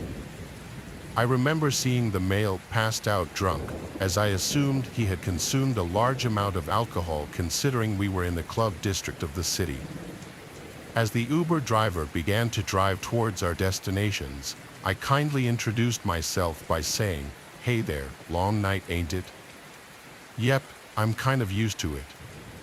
"What's wrong with him?" "He's just drunk as a skunk, just like the majority of you kids I pick up." "Yeah, well, you only live once, you know."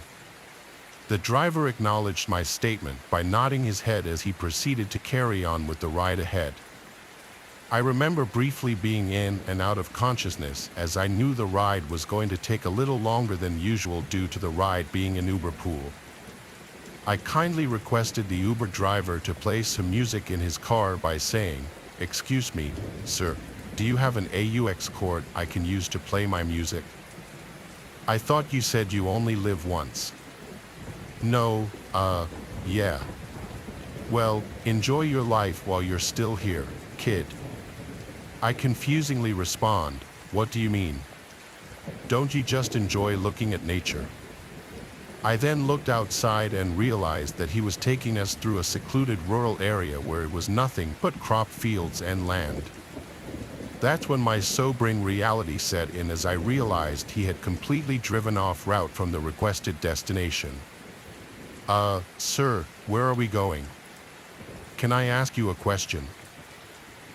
Sure." "Why did you get inside my car?" "Because you're my Uber driver." "And why did you assume that I'm your Uber driver?" "Because you picked me up."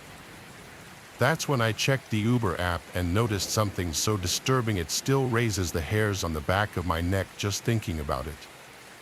The profile picture of the driver was the same man passed out on the passenger seat. As I casually glanced at the passenger, I could see a trickle of blood dripping down from his mouth. That's when the driver looked at me through the rearview mirror and said, "I'm not an Uber driver, kid." "Then who the hell are you?" "You're gonna wish you never lived from the torture I'm gonna put you through." That's when I opened the door and immediately jumped out onto the side of the dirt road. As the man abruptly stopped the vehicle, I knew I had fractured my rib cage, but through sheer adrenaline, I had picked myself up and ran deep into the middle of a nearby cornfield. I remember running for about 5 minutes or so until I was a good couple of yards away from the vehicle. That's when I heard the man yelling from afar, saying, "Come back, Kid, I'm not gonna hurt you, it was just a joke. I remained silent and crouched down the entire time as I dialed 911 on my cell phone. I remember whispering my location to the operator while simultaneously using the Google Map feature. What was 15 minutes felt like 15 hours as I saw several police units show up at the disclosed location. I ultimately ended up filing a police report and getting dropped off at my house by one of the officers. As far as the so-called Uber driver, he was unfortunately not found as the vehicle was located near a forest preserve about a mile away from where the cornfield was. The man in the passenger seat was, in fact, the real Uber driver. He was unfortunately pronounced dead at the scene. I still don't know what the man planned to do with me that night. All I can speculate is that the man was severely ill in the head and needs to get some sort of professional help. I now don't drink nor do I take any form of public transportation when I go out, as the fear of encountering that man still triggers me to this day.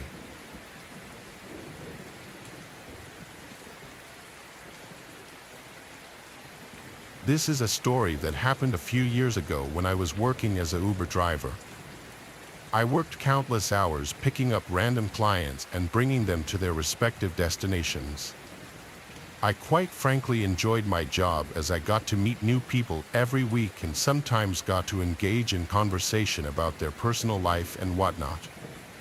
I was a pretty social guy, so this was a common thing. Well, for the most part, anyway. The job wasn't always sunshine and glam, as some people just brushed me off and strictly wanted to be driven without any small talk. I remember this one Saturday night. I had parked my car close to the club district as it was the hot spot for Uber drivers trying to get the most amount of clients possible. Most individuals around this side of town were usually intoxicated and were just fetching for a ride home. I remember driving about several different individuals throughout the night and got tipped pretty decently each time. The time was roughly 1 a.m. when I decided to park my car curbside near the district once more and hopefully drive one last client home before calling it a night. That's when a girl abruptly appears face first on my driver's side window, cupping her hands around her eyes as if she was trying to look at me or something inside my car. To be honest, I was a little taken aback, as my car didn't have its windows tinted, so seeing her nosily peep inside my car was rather bizarre, to say the least. Ma'am, can I help you? She just stared at me and then said in a frantic voice, "Please drive me." "Ma'am, is everything okay?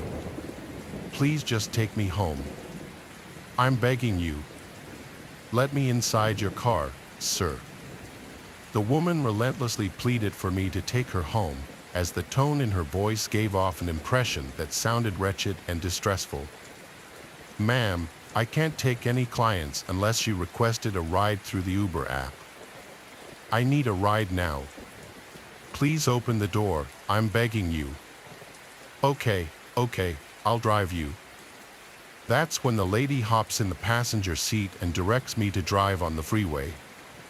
I knew driving her would be a huge risk, as it went against Uber's policies and also my moral values of picking up random strangers without the security of the company's app. I couldn't help but draw my attention towards the lady. It was honestly difficult driving, as I couldn't help but glance over in her direction through my peripherals. "Ma'am, is everything okay? Do you need me to call the cops at all?" No, no, no, no, no, no, no, no, no, no, no, no, no, no, no, no, no, no, no. She just kept repeating that word while hyperventilating like she was borderline about to experience an anxiety attack. "Ma'am, you're really scaring me. Are you sure everything is all right? Just get off at this exit and keep driving." "Ma'am, where are you taking me?"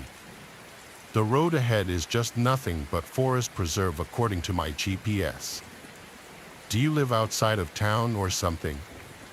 And how are you going to pay? I already said I was going to withdraw money from an ATM, so just shut up and keep driving. Okay. I have honestly never felt so much fear in my entire life than this particular moment. I was convinced that the woman had to be mentally ill or delusional to some degree with the weird behavior and antics. There was about a 5-minute awkward moment of silence as I kept driving through the one-way streets surrounded with hordes of trees and forests. Hey, can you pull over here? I just have to pee really, really bad. I then slowed the vehicle down and eventually made a stop to the side of the road as the woman got out and began to sprint towards the forest to do her business. That's when I began to play the waiting game while casually texting my fiancée regarding the situation.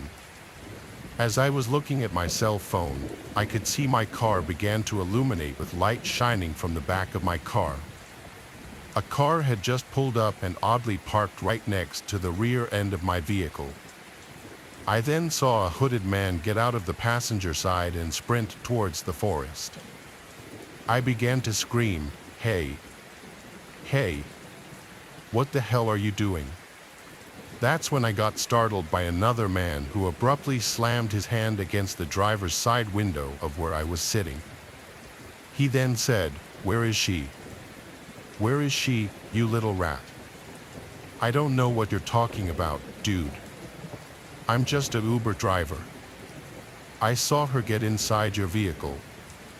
That's when I saw the hooded man drag the woman out of the forest while covering her mouth with one of his hands. I could visibly see and hear her muffled cries for help while she was forcibly getting dragged into the back seat of their vehicle. The man by my window then sprinted to the vehicle and immediately drove off into the distance. I began to dial 911 while attempting to chase the vehicle, but unfortunately couldn't keep up as they aggressively sped away. I then pulled over to the nearest exit and waited for the police to show up. About 15 to 20 minutes later, the cops showed up and I began to file a police report. When I was asked about any information regarding the vehicle, I almost wanted to rip all my hair out as I failed to get the simplest information, which was getting the man's driver's license. I still think about that incident every time I'm on the road now. All I can hope for is that the woman ends up returning home safely and that those guys end up getting caught so that justice could be served. I ended up filing a report to Uber and even went as far as to set up a dash cam in my vehicle just in case I get involved in any disturbing situations in the future. I just hope that I never encounter another stranger like that again.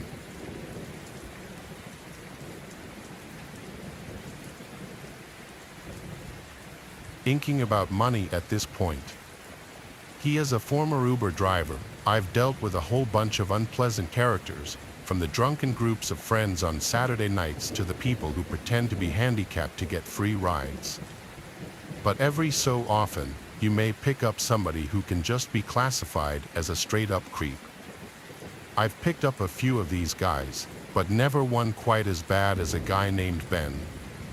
It was a Friday night in December, one of the coldest nights of the year. I had nothing to do, so I figured I'd do some late-night pickups. This was 2 years ago. I was 18 and had a new Honda Accord. My parents kind of spoiled me a bit. I was a very skinny 18-year-old, though, and that's why my dad told me to always keep a blade in my car because you never know what kind of nuts are getting into the car. A guy named Ben popped up a couple of miles away by a major shopping area. I responded to his request and started driving in that direction. I pulled up in front of the shopping center where I saw a group of teenagers hanging out. It looked like trouble. I hoped this Ben guy wasn't part of this group. A bunch of them looked at me and my car as I slowly passed.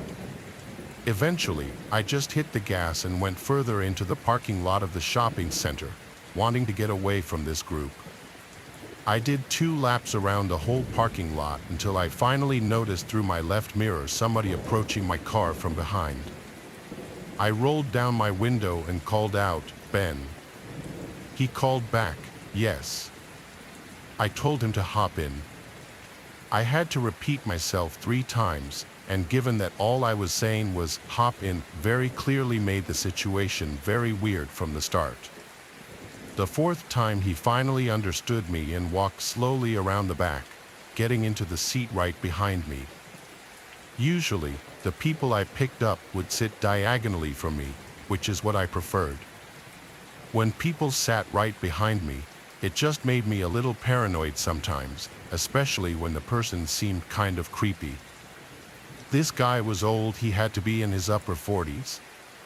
When I asked him his age, he told me he was 46, which I entered into my phone. By his voice, I could tell he was a very heavy smoker. Come to think of it, my car was starting to smell like cigarettes. The address he gave me was 10 miles away, which was fine since that meant I'd be making more money. I tried making small talk initially, which didn't work out too well. If I would ask him a yes or no question, sometimes he'd just mumble, and any other questions led to dry responses. I stopped talking when he completely ignored one of my questions. There were still 5 miles to go. By the 6-mile mark, things started getting uneasy. I was afraid to look into the rearview mirror because I was so sure that he was staring at me.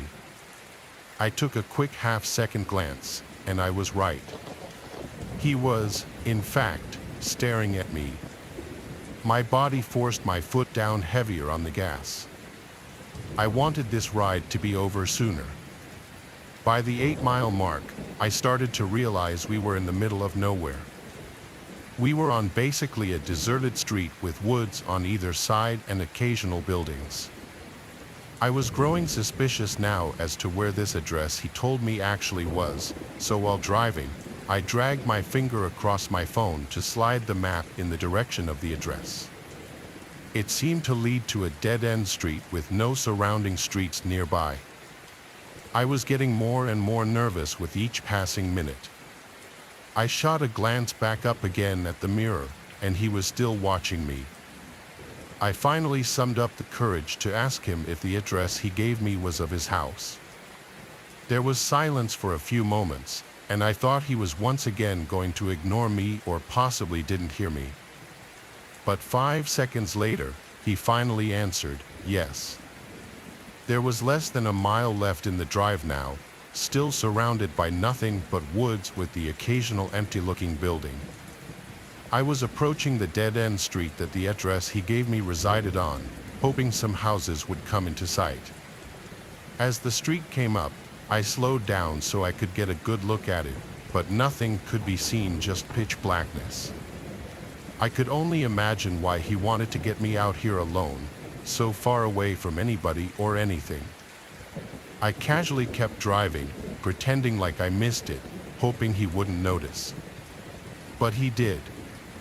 Instantly, he hopped out of his seat and yelled at me to turn around. Honestly, I felt like my life was on the line, so I apologized and did a quick 3-point turn. As I was repositioning, I flicked a blade open and held it tight in my right hand, ready to use it. I turned down the dead-end road, with my headlights now displaying just what I thought I would see, nothing but trees on either side. I made it to the end of the road, not a single house or building. I just knew something was about to go down. I was just trying to physically and mentally prepare myself for it.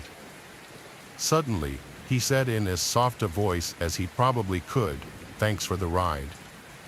I wasn't even opened his door, but before stepping out, he said, "Could you get out of the car for a second? I need help carrying my bag. I have a bad back." But he didn't have a bag. I knew he didn't. He didn't come in with one. I replied, yeah, sure. Let yourself out and I'll help you in a sec." The shakiness in my voice was too obvious. What happened next I never imagined would happen. All of a sudden, I felt pressure on my neck. It took me at least a second before I could realize he was choking me from the back seat. Immediately, I drilled the blade into his left arm, and he screamed in pain, releasing his grip on my neck. He fell out of the car and onto the street, and I took that opportunity to turn the car around and practically floor it down the street until I returned to a busy road. I actually didn't end up calling the cops. I was just too scared to do anything but drive home, and by the time I got home, I just wanted to go to sleep and forget about it. Needless to say, I resigned from my Uber driving days after this incident.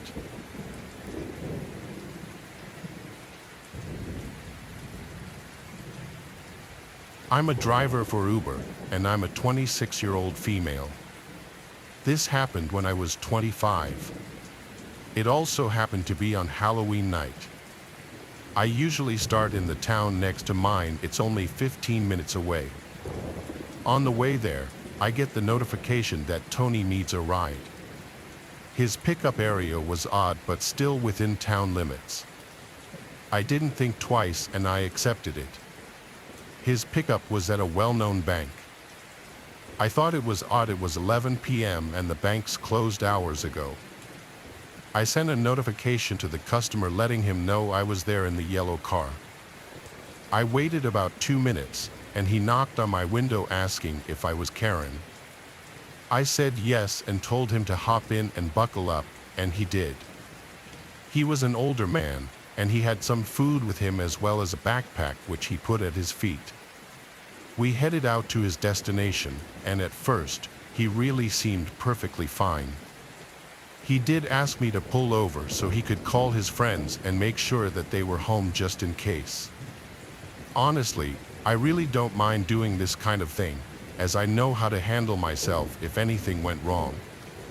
But I don't think I saw him call anyone. His phone wasn't dialing out. He just put it up to his ear and said no one answered. So, I got back on the road as I wasn't gonna wait around forever. At the next stoplight, he asked to see my hands. I figured he wanted to see if my nails were done or something. I said that I'm sorry, but I'd prefer not to, as I really don't like being touched. Not a minute goes by, and he asks another question. So, I was wondering, can I show you something? Now, I'm a nice girl and I don't see anything wrong with friendliness, so I then responded back with, "What? What is it?" As I looked over, I saw this man had exposed himself while also groping himself. At this point, I'm scared as I'm a girl and with a complete stranger. I then wanted to tell him to put himself away or I was going to call the cops. I didn't want to aggravate him though, in case he decided to attack me or worse. Luckily, there was a gas station just across the road from the stoplight. I pulled in and asked him to get the expletive out of my car, that if he didn't, I was gonna pepper spray him. He did get out of my car, but not without calling me a few select words. I did call the cops and give his description and the locations of the pickup and drop-off and which way he went. I'll never forget this night as it always serves as a learning lesson for safety for myself and others. I'm very happy to say that I now own a dash cam as well as a firearm for protection. To all the female rideshare drivers out there, always be safe and listen to your gut. It may save your sanity.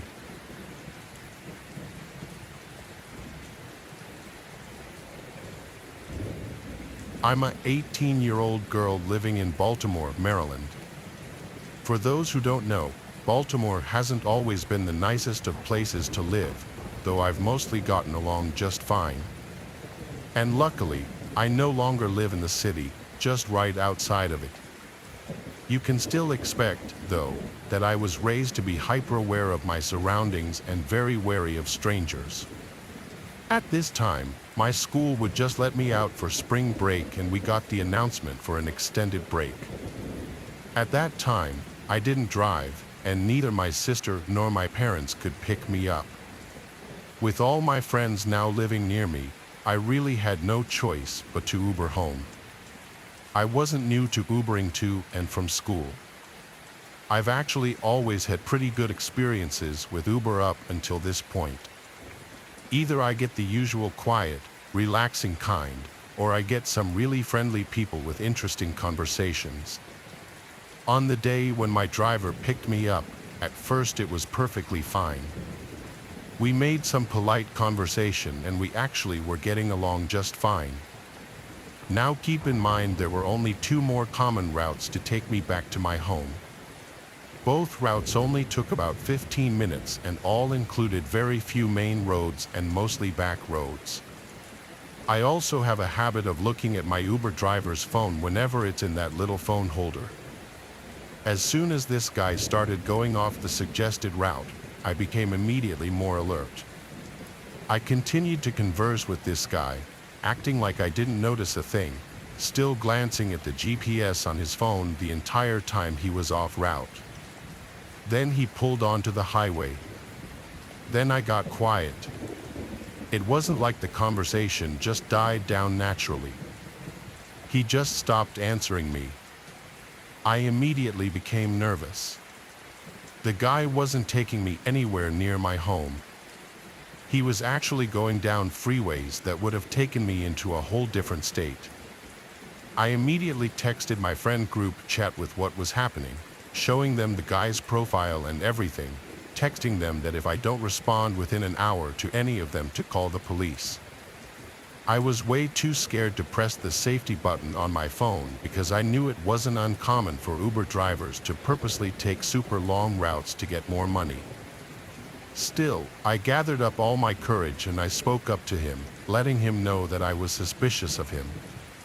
"Excuse me, I'm sorry, but is this the right way?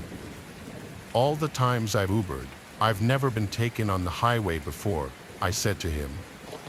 Pretty much immediately, he started to reassure me that I was safe and he was taking a quicker route. Yeah, right. As I mentioned before, a normal trip home would have only taken about 15 minutes, maybe even less. I was in the car for nearly half an hour now. Then I tried to call my dad. He didn't answer. So what I did instead was give an Oscar award-winning fake phone call. "Hey Dad, yeah, I'm on the highway right now. Yeah, my location is shared with you. Why? Okay, yep, I will. I'll talk to you when I get home. Bye, love you too." My Uber driver was staring at me for the duration of that entire fake phone call. I hoped if he thought my dad knew where I was and that he was expecting me to come home, he would hopefully not have any ill intentions with me. Right then, suddenly, my driver turned into a highway exit, and within another 20 minutes, I was on my main road home that I don't think I've ever gotten out of any car so fast in my life. Still, though, my dumbass still gave him a decent rating and a tip. I guess because at the time, I truly didn't know if he had any ill intentions with me. I mean, it's very unlikely that he could have just been another Uber driver trying to make an extra buck. And that he did. I nearly got charged $20 more for what I usually pay for my ride I usually had to pay on that trip. I still wish that I'd emailed some kind of Uber customer service or something and explained the situation. Needless to say, please stay safe out there when Ubering, guys. If your driver ever goes off route for an extended period of time for no apparent reason, make it known that you're aware of it and that you're onto them. It could just very much possibly save your life.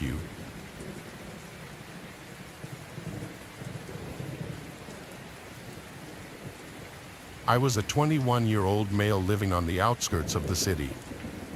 I personally enjoyed living in a rural area as I found it more peaceful than living in the city, where it was often congested with hordes of pedestrians roaming the streets. The area where I resided was made up of crop fields and farmland, not the commonly seen infrastructure I was used to seeing in the city. It was nothing but just farm animals and broad landscapes glistening within the horizon. I usually was in the city for the latter part of my day, as I was a full-time Uber driver that worked close to 12 hours a day. I personally didn't like the job a whole lot, but unfortunately, I didn't have much of a choice as I needed to help my parents pay off their mortgage that was lingering over their shoulders for the last decade or so. I wasn't much of a people person, so I would always drive in silence or casually have the radio playing in the background just to ease the subtle awkwardness of a complete stranger sitting in the passenger seat next to me. I remember on this one particular night, I was heading home from a long shift of driving a bunch of drunk college students around the city considering it was the weekend. The time was around 2 or 3 in the morning when I was driving through the back ends of the countryside, as it was usually the quickest route to get home. It was generally recommended not to take this direction during these times as there weren't many street lights around, just tall crop fields and one gloomy road ahead. What the hell was that? I remember getting out of my car and slowly approaching the front bumper just to see what the hell collided with my vehicle. I can recall seeing a deer's body laying lifelessly on the dirt road. It was almost as if the sudden impact from my car had completely obliterated the deer's physical frame into a bloody matter of guts and organs scattered all over the ground. The deer was surprisingly still alive as I could hear it wheezing in agony while its legs began twitching from the initial shock of the collision. I legitimately felt sick to my stomach and immediately went inside my car. I didn't know if calling 911 would be the wisest decision considering I was young and naive. I was honestly convinced that there was a possibility that I could go to jail. That's when I ultimately decided to take matters into my own hands. I grabbed a pair of latex gloves from the glove compartment of my car, put them on, and held the deer by its legs while manually dragging the dead carcass off to the side of the road. I began hearing police sirens coming from a distance. That's when the paranoia began settling inside my head as I thought someone from afar had called the cops on me. I then went inside my vehicle and began to drive off, not caring if my car had further trampled whatever life was remaining within that deer. It's just a deer. It's just a deer. Don't worry. It's just a deer. It's definitely not a hit and run. I just made an honest mistake. How the hell could it be my fault if there's no goddamn streetlights? I eventually made it home and pulled into my driveway as I decided to clean the remaining blood residue lingering on the hood of my car. I didn't want to raise any suspicion from any onlooking neighbors. So, I decided to park my car inside my garage so I could hose my car without the feeling of being watched. After several minutes of intense cleaning, I decided to quietly approach my washroom without waking up my parents. I began to fill my bathtub up with warm water, as the idea of soaking for an hour or 2 wouldn't hurt my chances of calming my nerves down. The next couple of shifts, I was able to get back on the horse as I conducted business as usual.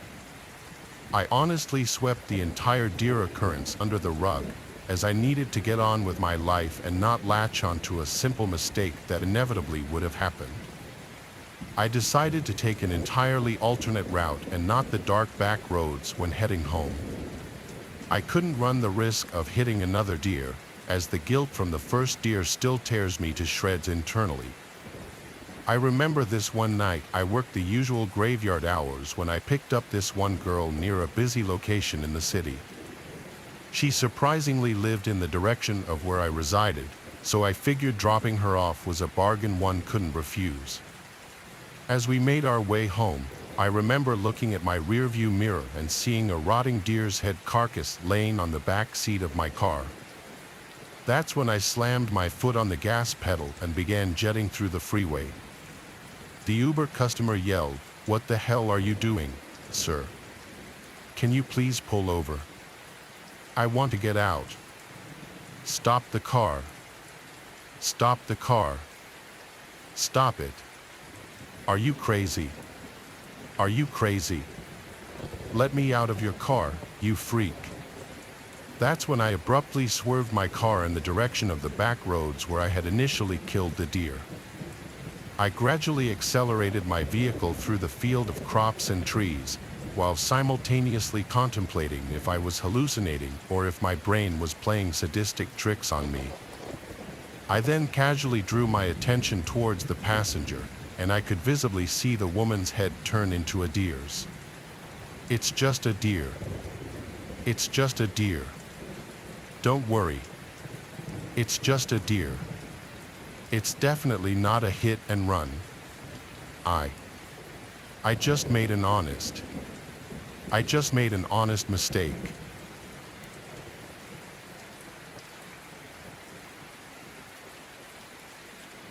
In the year 2015, I frequently used the app Uber because I wasn't able to drive for 12 months due to some DUI charges.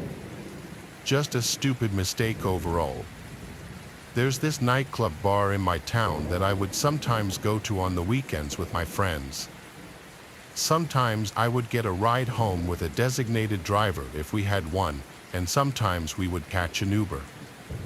This night, I wasn't feeling too great, so I left a little early. It was somewhere between 2 o'clock and 3 o'clock in the morning. It was way too cold to walk home, so I called for an Uber. A guy nearby named Jack popped up. I got to be honest, he was a little creepy looking. He was older, didn't really smile in his picture, and he had a grayish goatee with a black beanie cap on. He was only 2 miles away, so I didn't really care. It said he had a Chevy Malibu, which sounded nice, so I requested he come pick me up. I waited on the bench outside the club next to the bouncer, who stood still like a statue, hands folded together. About 5 minutes later, a silver 2003 or something Chevy Malibu pulled up in front of the club. I stood up, a bit disappointed it was such an old, ratty-looking car. The guy didn't call me over or honk or anything, he just waited by the curb. So I got up and entered the back seat of the car. Right away, things got uncomfortable. He didn't say hello, he didn't shake my hand, he didn't even turn his head to look at me. All he said, in a very quiet voice, was, "Where are you headed?" To which I replied with my address. We began moving down Main Street, but in the wrong direction of my house. I told him this, and he turned left at the next intersection. Now we were moving away from the main roads and down the quieter residential areas. He didn't put my address into his phone, so I felt really strange. I didn't know if he was expecting me to direct him or not. I ended up putting my address into my own phone so he could listen. When the GPS said, "Turn left down the next street," he completely missed it. I made a confused hand gesture. He noticed it and said, "I just got to make a quick stop. Don't worry, I'll give you a discount." Even though I was drunk, I still knew something bad was going on. That's when I noticed the handgun sticking out from his middle glove box next to him. By now, I was trying to figure out how to get out of this car. At the next red light, I tried the door handle very quietly, but it wouldn't open. I saw that the child lock was on, and from this point forward, my heart was racing. The man was driving farther out of the direction of my house. We must have been 2 towns over by now. I was getting desperate. I couldn't call the cops because I didn't know what this guy might do. I figured my best option would be attempting to flick the child lock switch next to him by the front seats. I had to somehow slide over to the opposite side of the back seat behind him without him noticing. This was one of the most tense moments of my life. I lost my sight on his head through the rearview mirror, making sure he wasn't looking. I very casually slid behind him. Thankfully, he didn't notice. Now came the scariest part. I had to reach for the button up front at the next red light before he could do anything. Each light we passed, I felt more and more tension build up as I was waiting for one of them to turn yellow. Eventually, one finally did. He slowed the car at an intersection that would usually be busy during daylight hours. It was a perfect escape point. The car came to a stop. I knew this light wasn't very long, so I had to be quick. A car was stopped at the opposite side of the intersection, which made me feel a little better. With all my courage, I reached my hand up to the lit-up child lock button. I must have startled him because he jumped 2 inches out from the seat. He screamed at me, and as I feared he would, he went for the gun right next to him. I was able to open the door and flee to the nearby Cadillac Escalade, where I banged on their windows asking for help. They drove off completely avoiding me, but it didn't matter because the man in his Chevy Malibu was already gone down the block. I ran into a nearby grocery store that was open 24 hours, where I called a taxi this time. This was a very sobering experience because I don't remember being drunk at all in that store or during the taxi ride home. I reported the driver to Uber, who said they would escalate the situation to the authorities. It wasn't until a whole week later that an officer finally showed up at my front door for some questioning. That was the end of that. I have no idea what became of that guy, but I've never used an Uber since.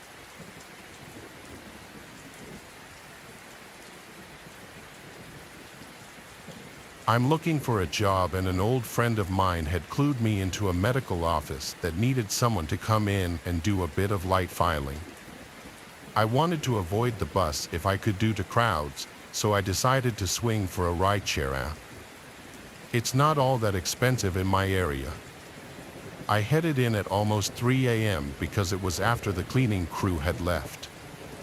I was really kicking myself for being so cautious though because I was exhausted.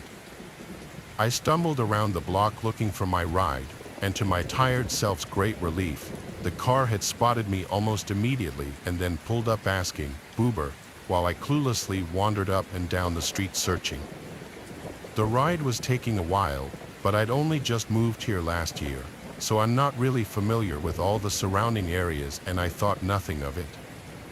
I was pretty alert at first, so I was trying to pass the time playing games on my phone and stuff, but the car didn't have a compatible phone charger and I wasn't sure the building would have one.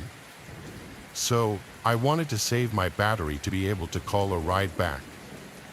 I shut my phone down into airplane mode and eventually drifted off from a combination of tiredness and boredom. Now, I don't often even take rideshare, so being alone with a strange driver often put me a bit on edge. But this guy had a pretty boring car and a very standard look about him. He looked a little like my brother, even young, clean-kept, listening to jazz, nothing that really screamed that you need to micromanage this trip.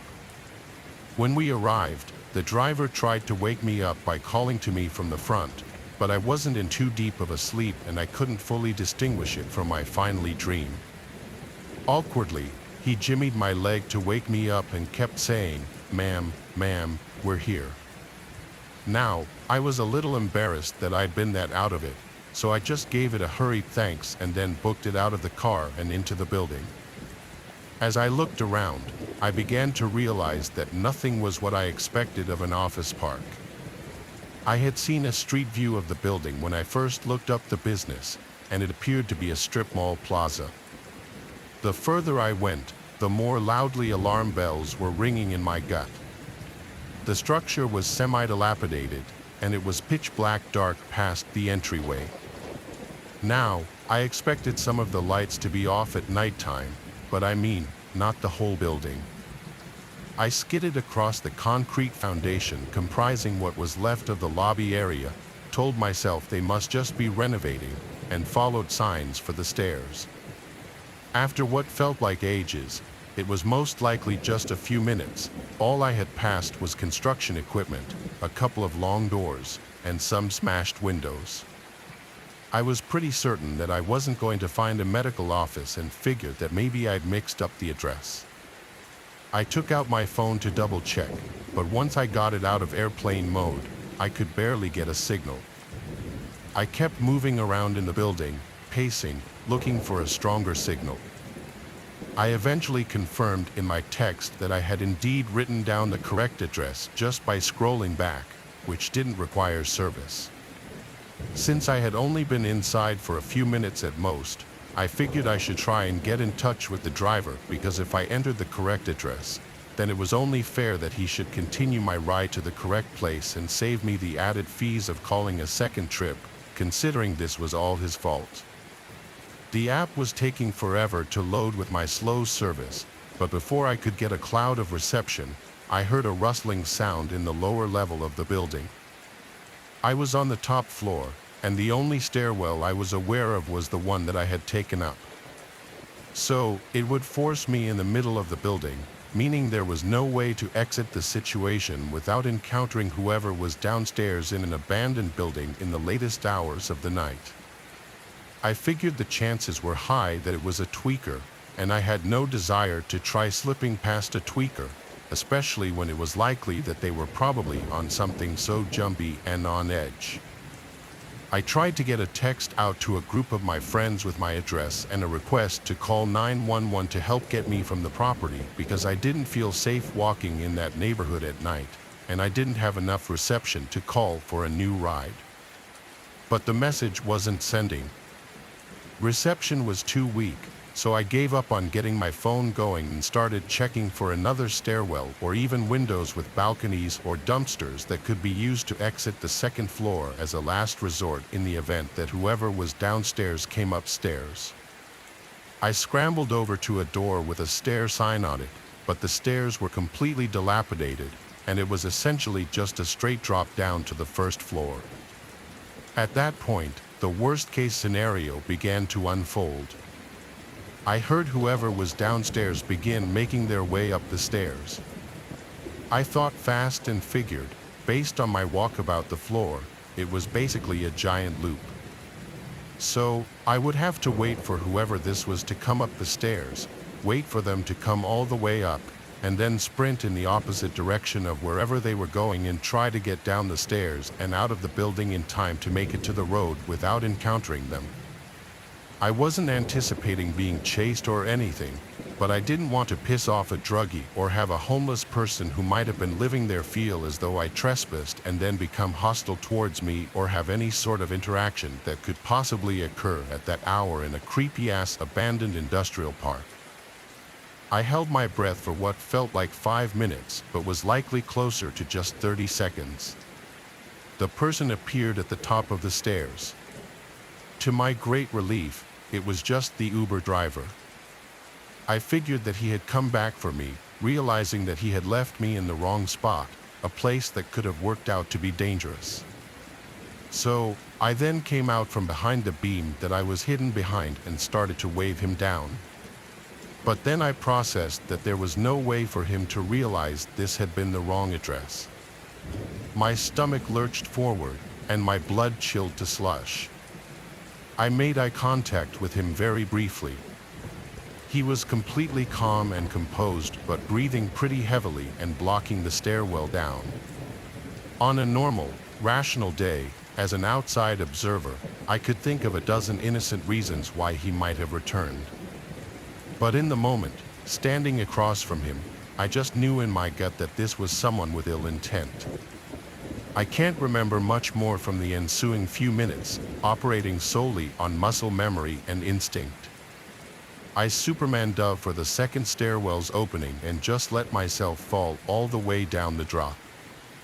Thankfully, I don't think he'd seen where I'd gone at first, and though I was in too much pain to know it then, plenty was bruised, but nothing was broken, nothing was completely broken.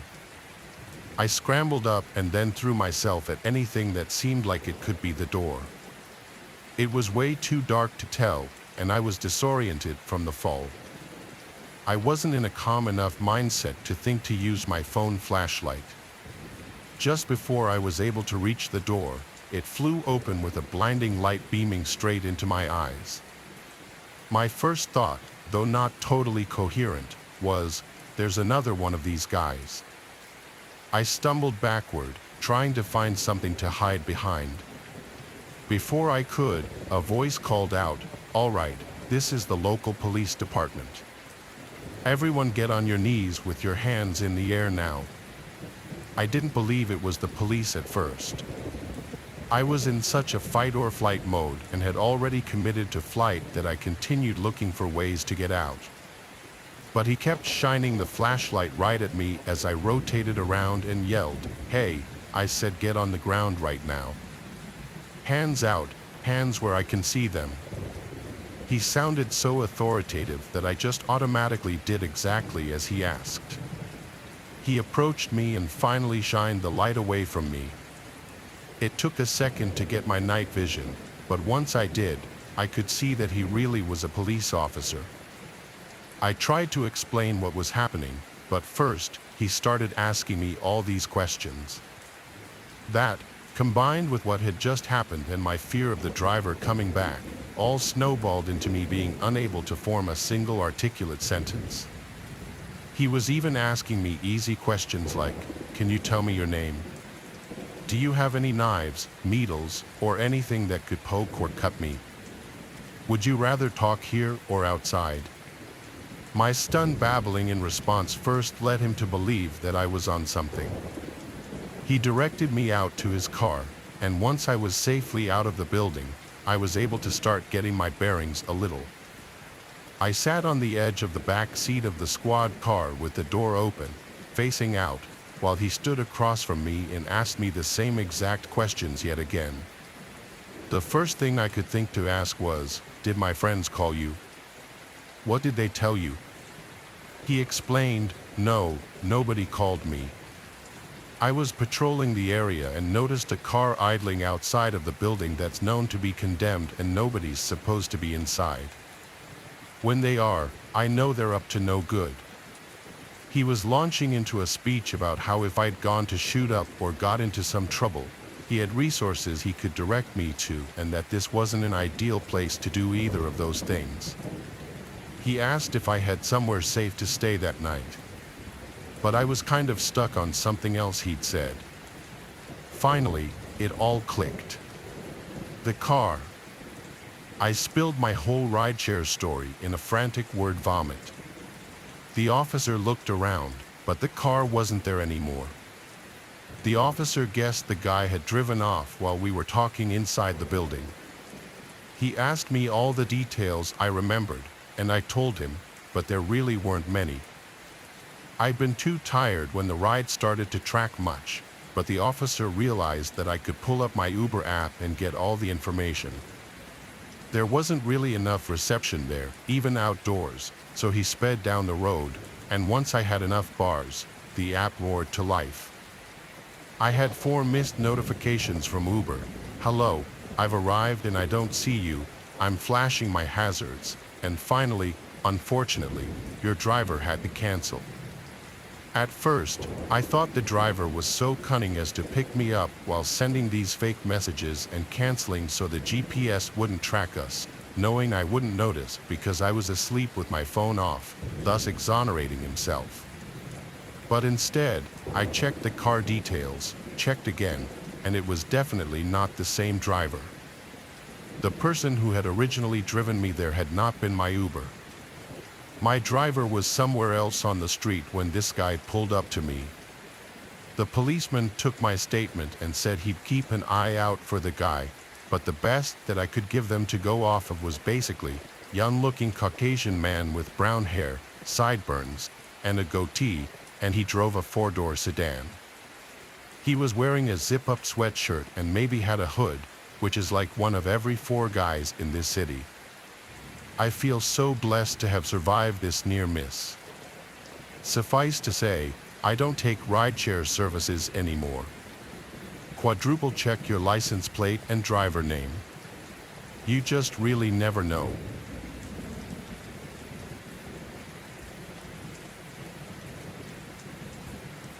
I hate carnivals. I think they're disgusting and filled with children.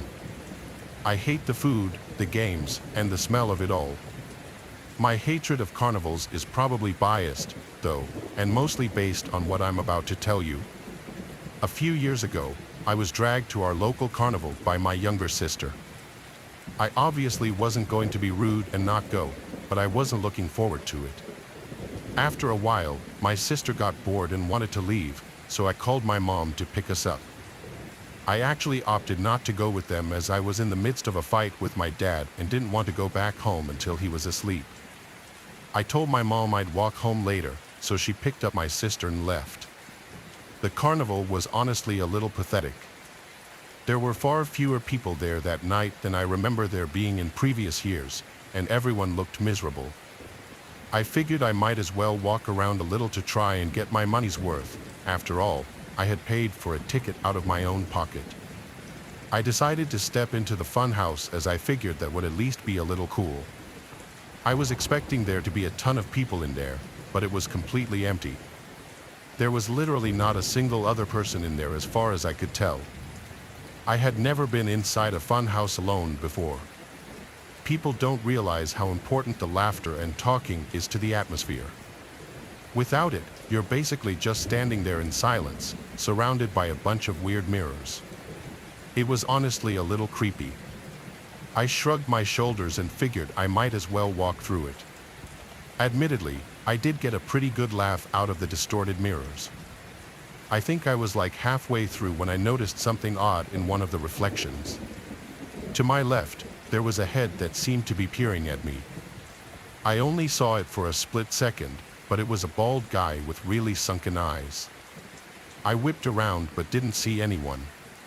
To be completely honest, I had no idea where he had even been standing. Since there were mirrors all over the place, he could have literally been anywhere. I thought it was especially creepy since I didn't hear the funhouse entrance open. He either snuck in behind me or he had already been inside.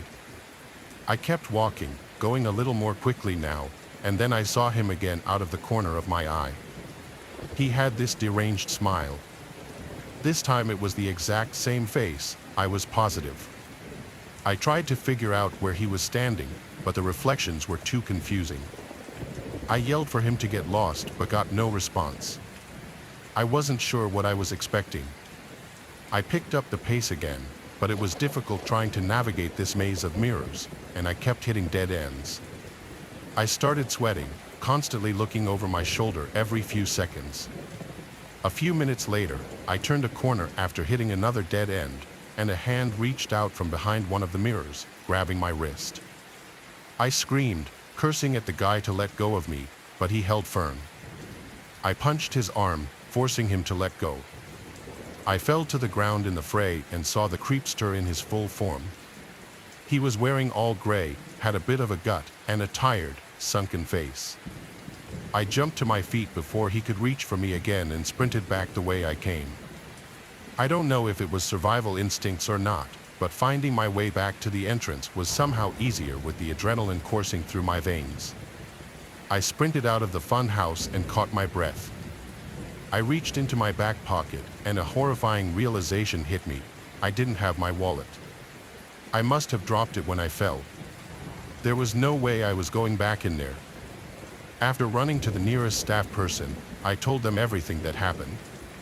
She seemed confused and told me that the fun house was closed to patrons that night. I was horrified.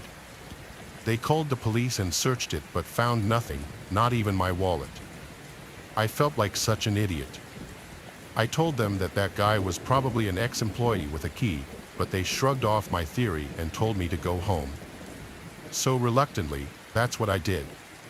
It's not like I had gotten hurt or anything. I wish I could tell you the story ended there, but I can't.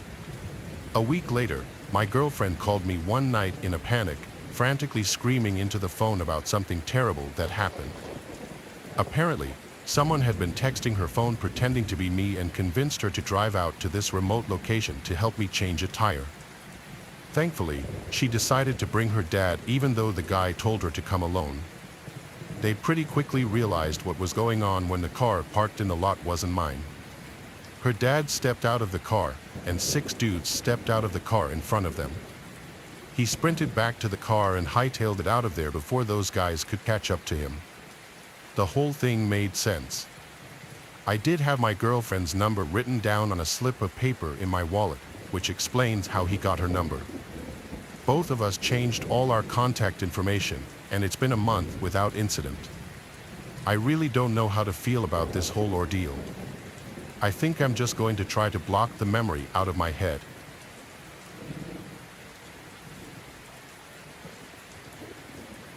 Ever since I was a kid, I loved carnivals.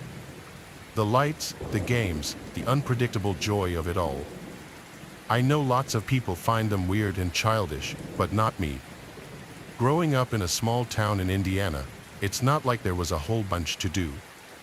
So whenever the carnivals would roll through town, you best believe I was spending as much time there as I possibly could. It's been over 20 years, and I still enjoy the atmosphere of a local carnival. Despite what I'm about to tell you, I think my love for carnivals is something I'll never lose. I was like 9 or 10 when this happened, and I was a kind of nerdy kid growing up. In the days leading up to the spring carnival, I found myself in the library reading up on whatever I found interesting at the time. For whatever reason, I wound up in the history section. I remember the books being literally caked in layers of dust. That's how long it had been since they were even touched. I was flipping through a book on the history of our town when a small, faded slip of paper fell out from between the pages. Confused, I leaned down to pick it up. To my pleasant surprise, it was a ticket for our local spring carnival, dated over 15 years ago. The odds of something like that happening had to be extremely low. I was ecstatic. This ticket would make a great addition to my miscellaneous collection back home. What was even cooler, though, was the fact that the date on the ticket was just 2 days away, when the carnival would certainly be in town. As I predicted, the carnival cruised into town the next morning, so I figured, why not use the old ticket just for laughs, to see what the booth attendant would say. I wanted to get it punched anyway. The next evening, I headed to the carnival with the ticket safely tucked away in my pocket. As I approached the entrance, the carnival seemed just as lively as ever, the air filled with the scent of cotton candy and popcorn. I pulled out the ticket at the gate, handing it over to the guy at the booth.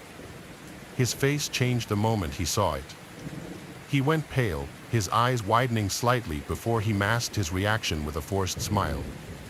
It was honestly a little creepy. Enjoy your evening," he stammered, handing me back the ticket without punching it. I was so weirded out by his reaction that I forgot to ask him to punch it.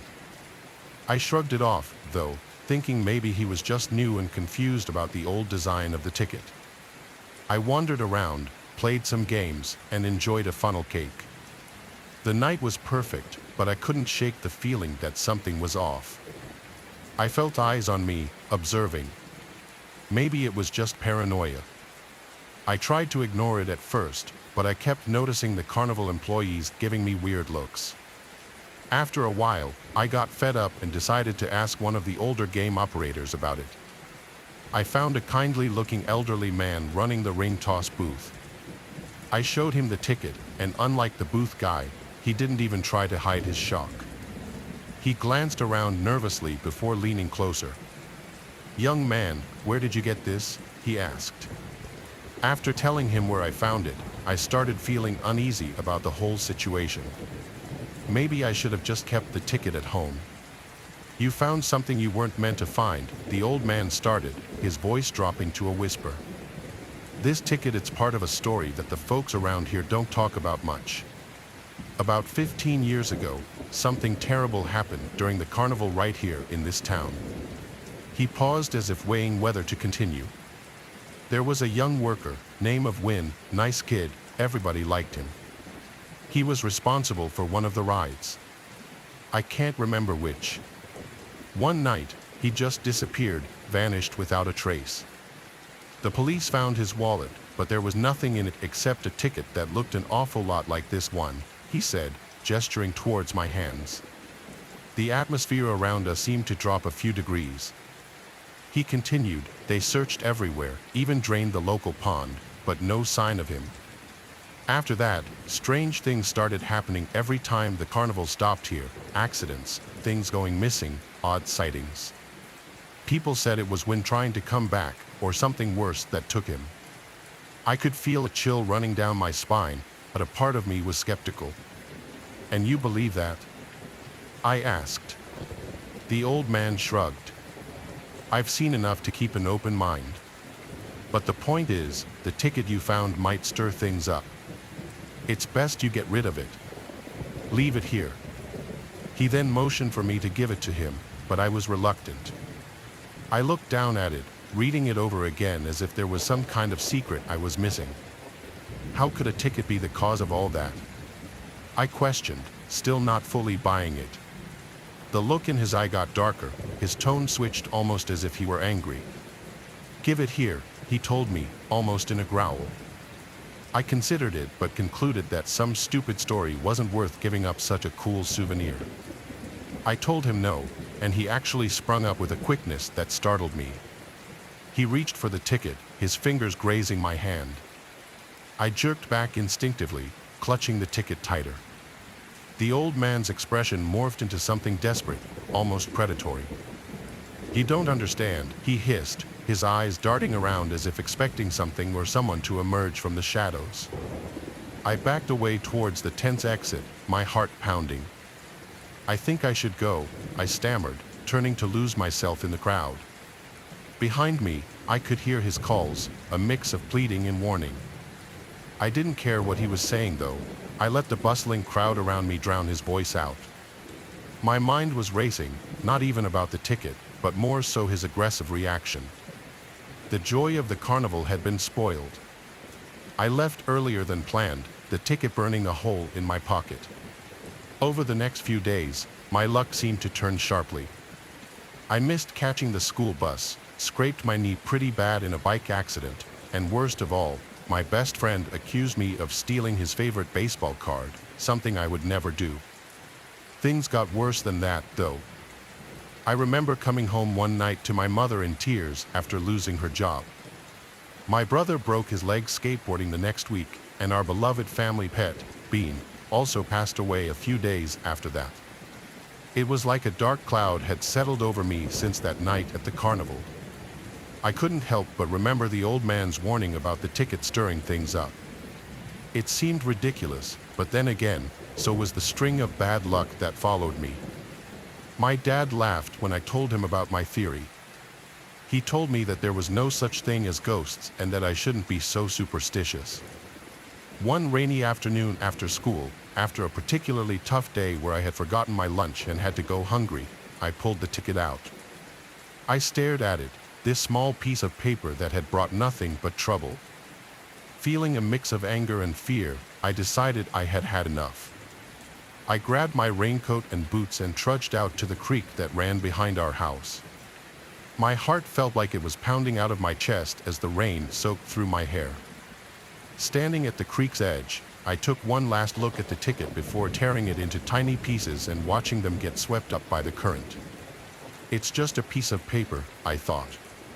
Things started to look up after that. My friend found his baseball card and apologized to me, and we became friends again. I didn't miss the bus a single time that school year. My mom got a better job in the next couple of days. Whether it was all a coincidence or that ticket really was cursed, I couldn't say, but one thing was for sure, I learned to be more careful about what I picked up and brought home. I don't believe in the supernatural, even after all this stuff happened to me. My parents liked telling me that I imagined everything because I was so young. It's still hard to fully explain it, but I've long since accepted it as one of those weird coincidences that you just can't explain.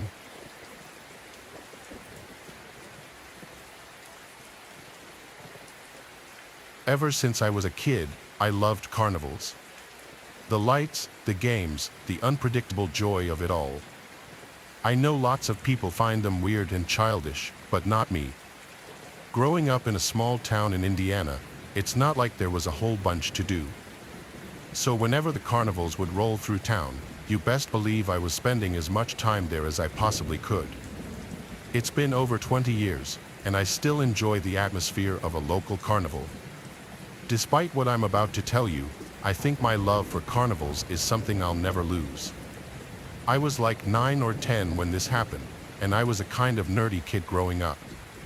In the days leading up to the spring carnival, I found myself in the library reading up on whatever I found interesting at the time. For whatever reason, I wound up in the history section. I remember the books being literally caked in layers of dust. That's how long it had been since they were even touched. I was flipping through a book on the history of our town when a small, faded slip of paper fell out from between the pages.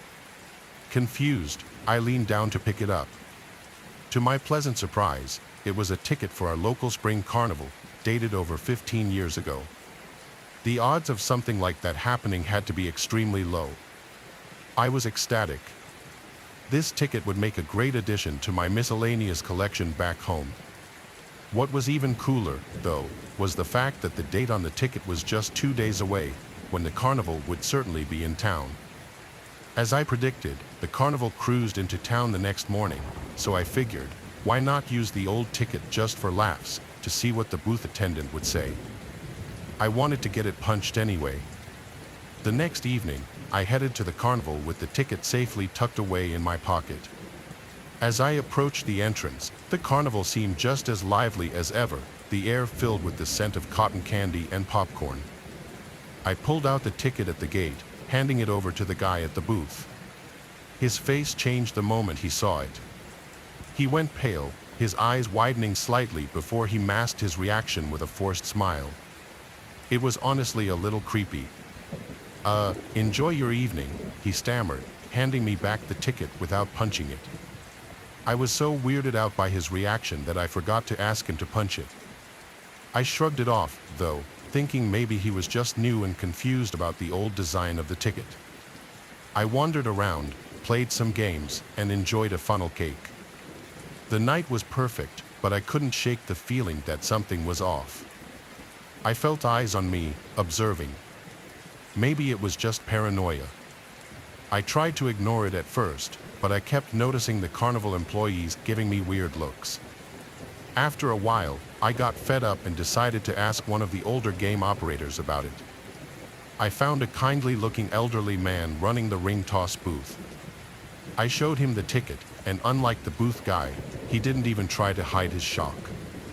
He glanced around nervously before leaning closer. "Young man, where did you get this?" he asked. After telling him where I found it, I started feeling uneasy about the whole situation.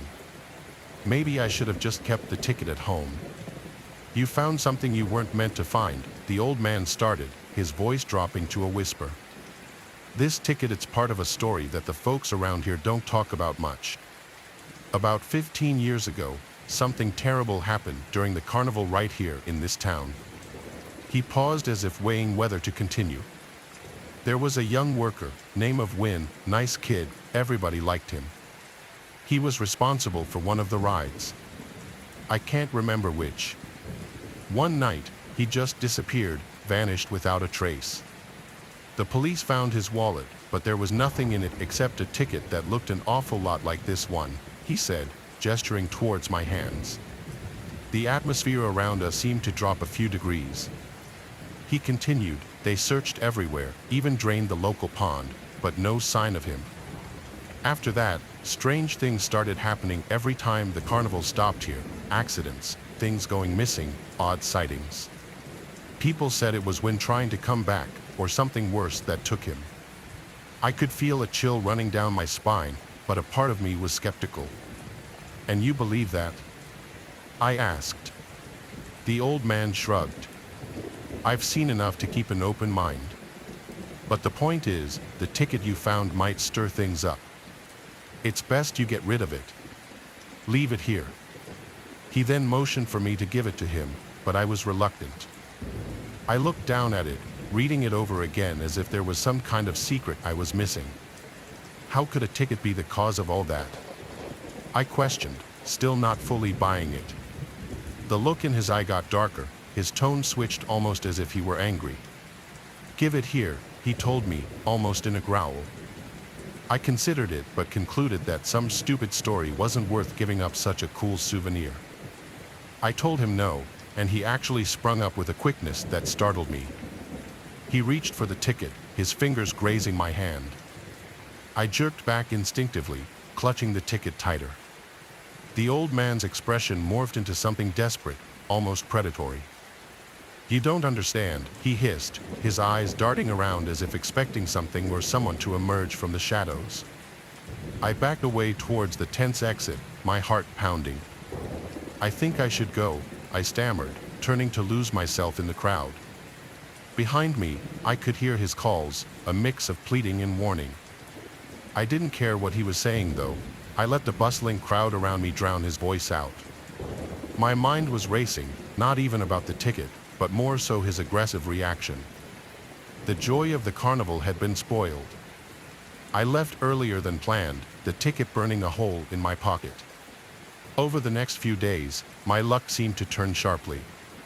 I missed catching the school bus, scraped my knee pretty bad in a bike accident, and worst of all, my best friend accused me of stealing his favorite baseball card, something I would never do. Things got worse than that, though.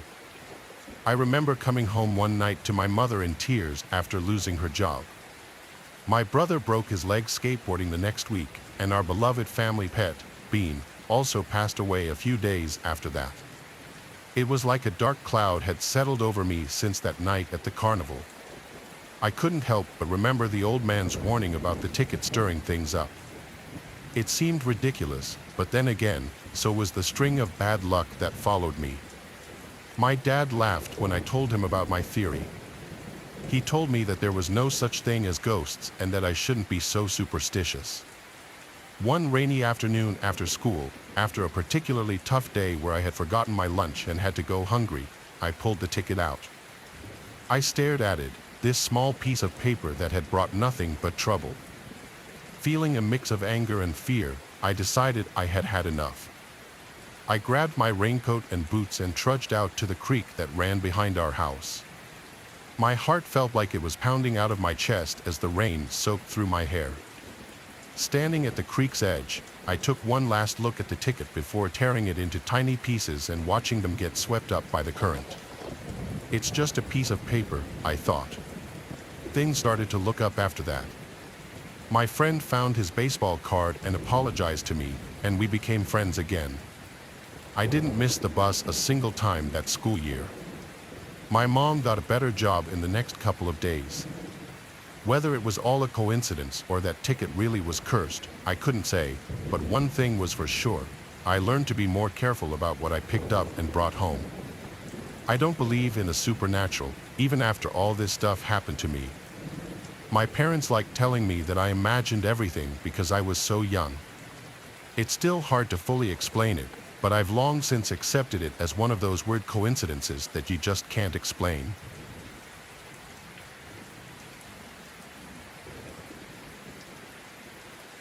I was about 13 to 14 years old at the time, and it was around the 4th of July.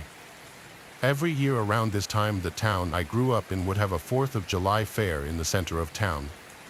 It was always a great place to get together with friends without parents, which at that age is a treat. So a few of my friends and I were walking around the fair just hanging out.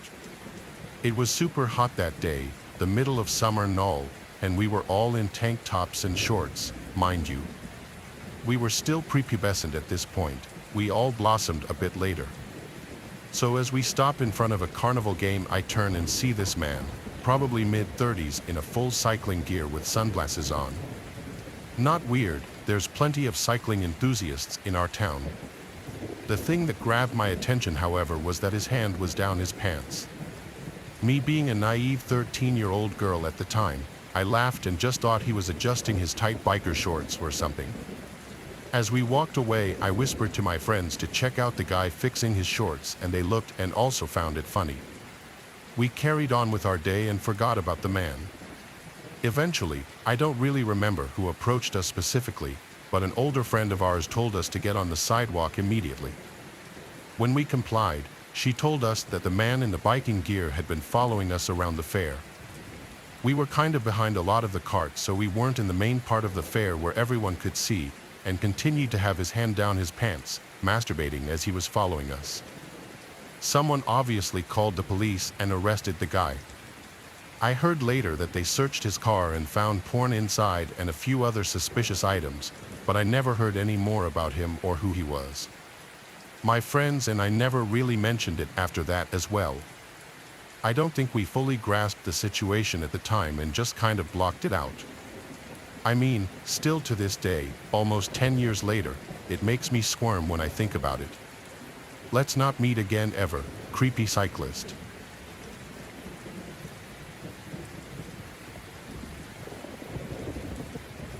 Every year our small town has a fairly popular carnival and rodeo.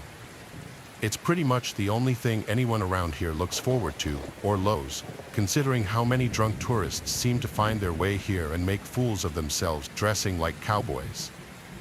One night during the carnival 2 years ago, my mom decided to take my brother, myself, and 2 of my friends for the night to have some fun. We ended up parking on a residential street a few blocks away from the fairgrounds because there's no parking pretty much anywhere else. After a half-ass attempt at remembering the name of the street and the general area where we left our car, we all went on our way. Well, later that night, we couldn't remember for the life of us exactly where the car was. We searched street after street for 30 minutes with no luck. Finally, my mom, after seeing how tired we all were, told us to sit on the curb and wait while she went and looked. We were all well aware of stranger danger and were in a nice neighborhood, plus the community rarely has problems with violence of any sort, so we 3 15-year-old girls and 1 12-year-old boy thought there was nothing to worry about. 5 minutes after my mom disappeared, we hear the grass crunching on the lawn behind us, and all of us whip around to see who was now standing there. An older, lanky man with a hunchback and the coldest expression I'd ever seen was staring at us. Because his back was hunched, he stood there kind of crookedly. He didn't move or blink as he glared at us. "Why are you sitting on my curb?" he snapped, still not moving. It was unnerving how still he was. We immediately felt guilty, thinking this was just some scared or confused old man wondering why some teenagers were sitting outside of his house. I explained the situation to him, that my mom had gone to find our car and we would move across the street if we were bothering him.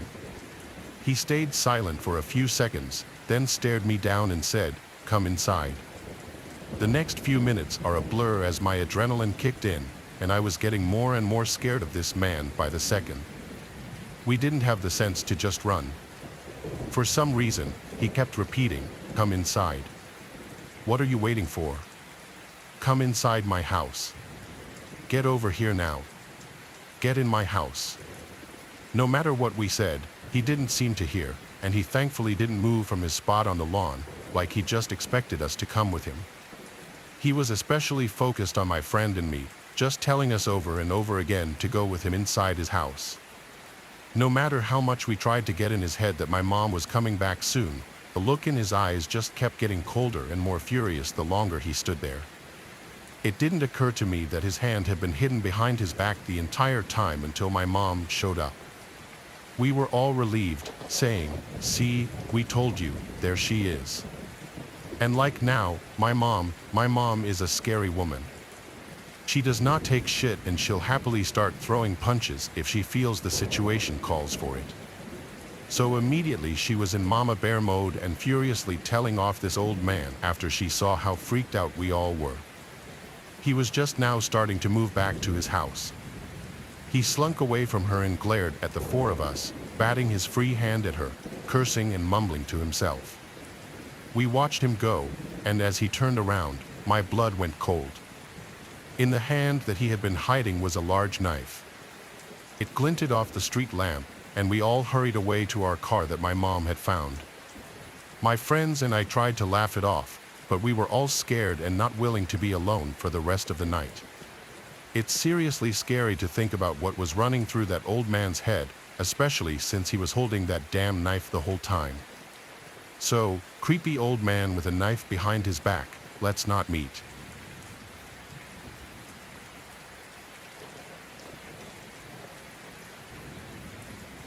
The woman in the wedding dress. I'm a 25-year-old female with a 15-year-old brother and have lived in Queens, New York my whole life.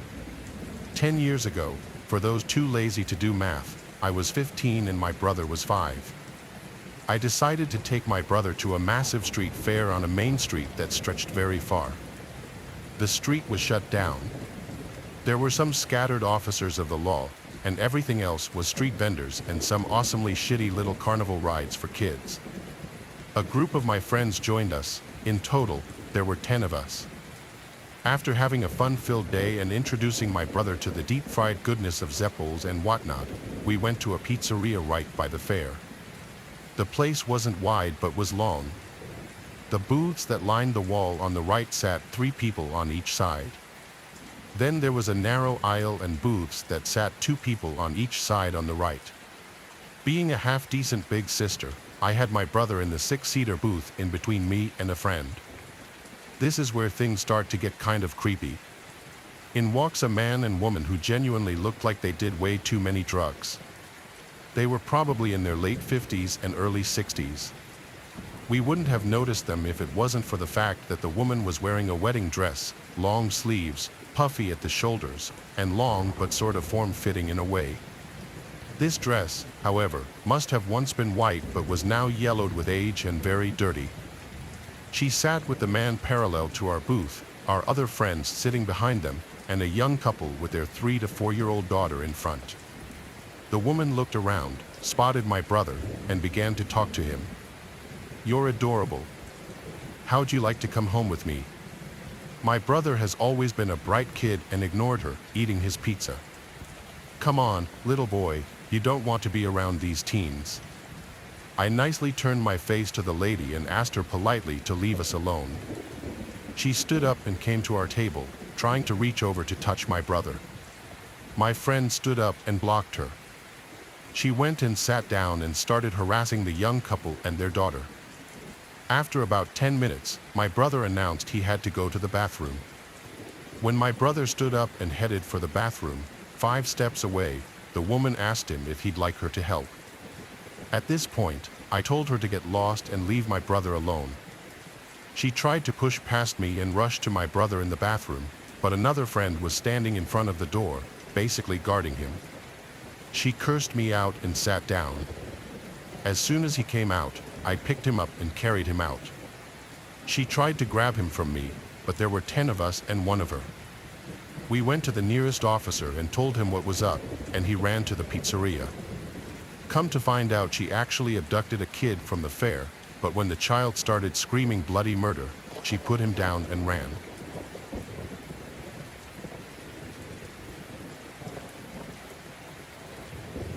Why I'm done with the local fair. Every year since about the 5th grade, I've gone to our little town fair.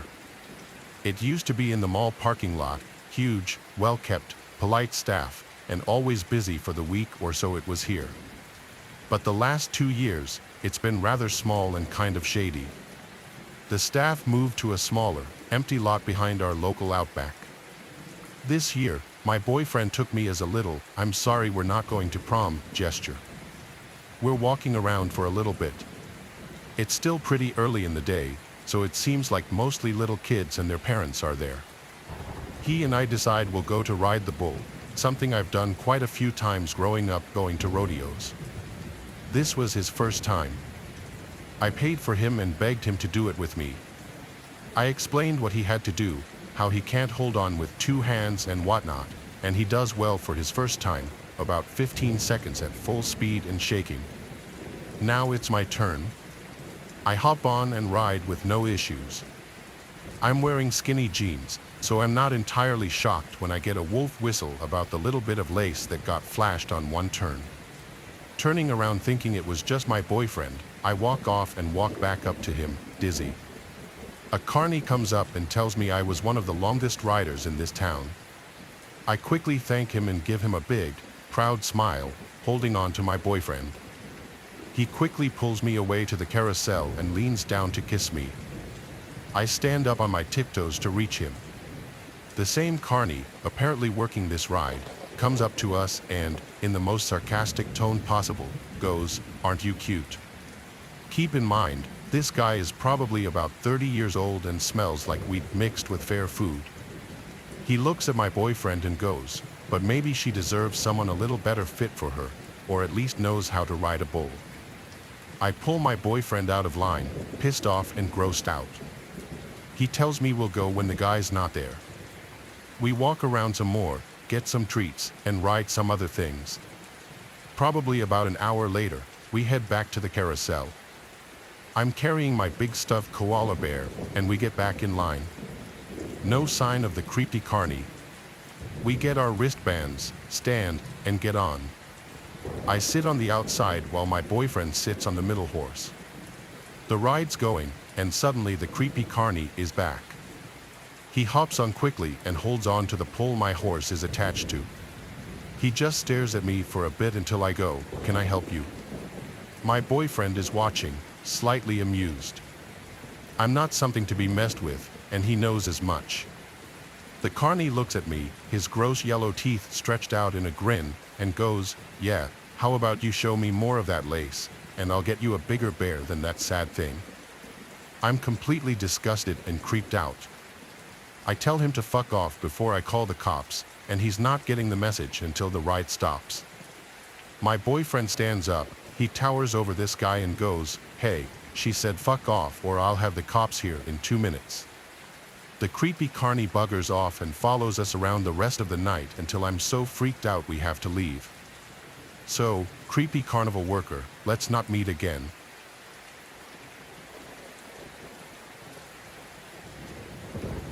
Creepy carnival worker. So this happened when I was younger, quite a while ago, but it's one of the creepiest things that has ever happened to me, and I thought y'all might like to hear it.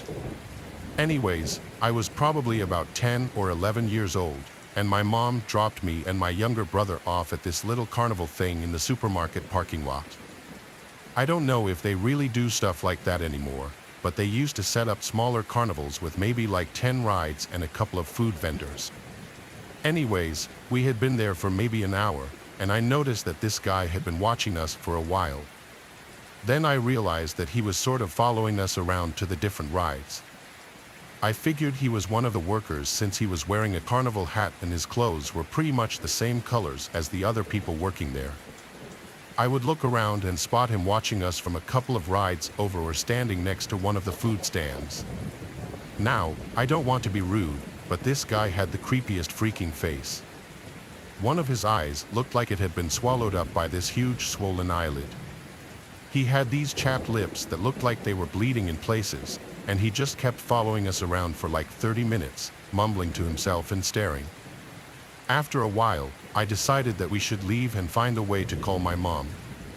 As we were about to leave the carnival area, literally about to walk through the exit, this guy hollers to both of us and grabs my brother's shoulder to pull him back in.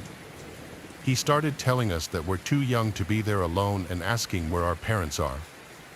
I mean, I was young, but there were tons of kids there even younger than us without their parents. He pulled us off to the side area between two rides and pushed us behind him, then just stood guard in front of us like that. I kept asking to use a phone to call my mother since I was still hoping it was actually about us being too young to be there by ourselves. Finally, he gives me this phone that obviously has no SIM card in it or something because it just displays that error message that old phones used to have. I kept begging him to let us go, and he kept muttering, "No, we're going to take you somewhere real safe, real safe." Then he starts laughing and asked if my mom had picked up, which obviously not, and saying he's going to have to take us himself since there's no one else to take us whatever that he had planned. Finally, we see another worker walking by and I yell to her if I can use her phone. The guy immediately freezes and then just starts walking away like nothing happened. I explained to the woman what had happened and she just looked really confused and kind of worried. I didn't find out until a couple years later, but I guess she told my mom that she didn't think the guy even worked there, that she had never seen him before in her time working. So that happened.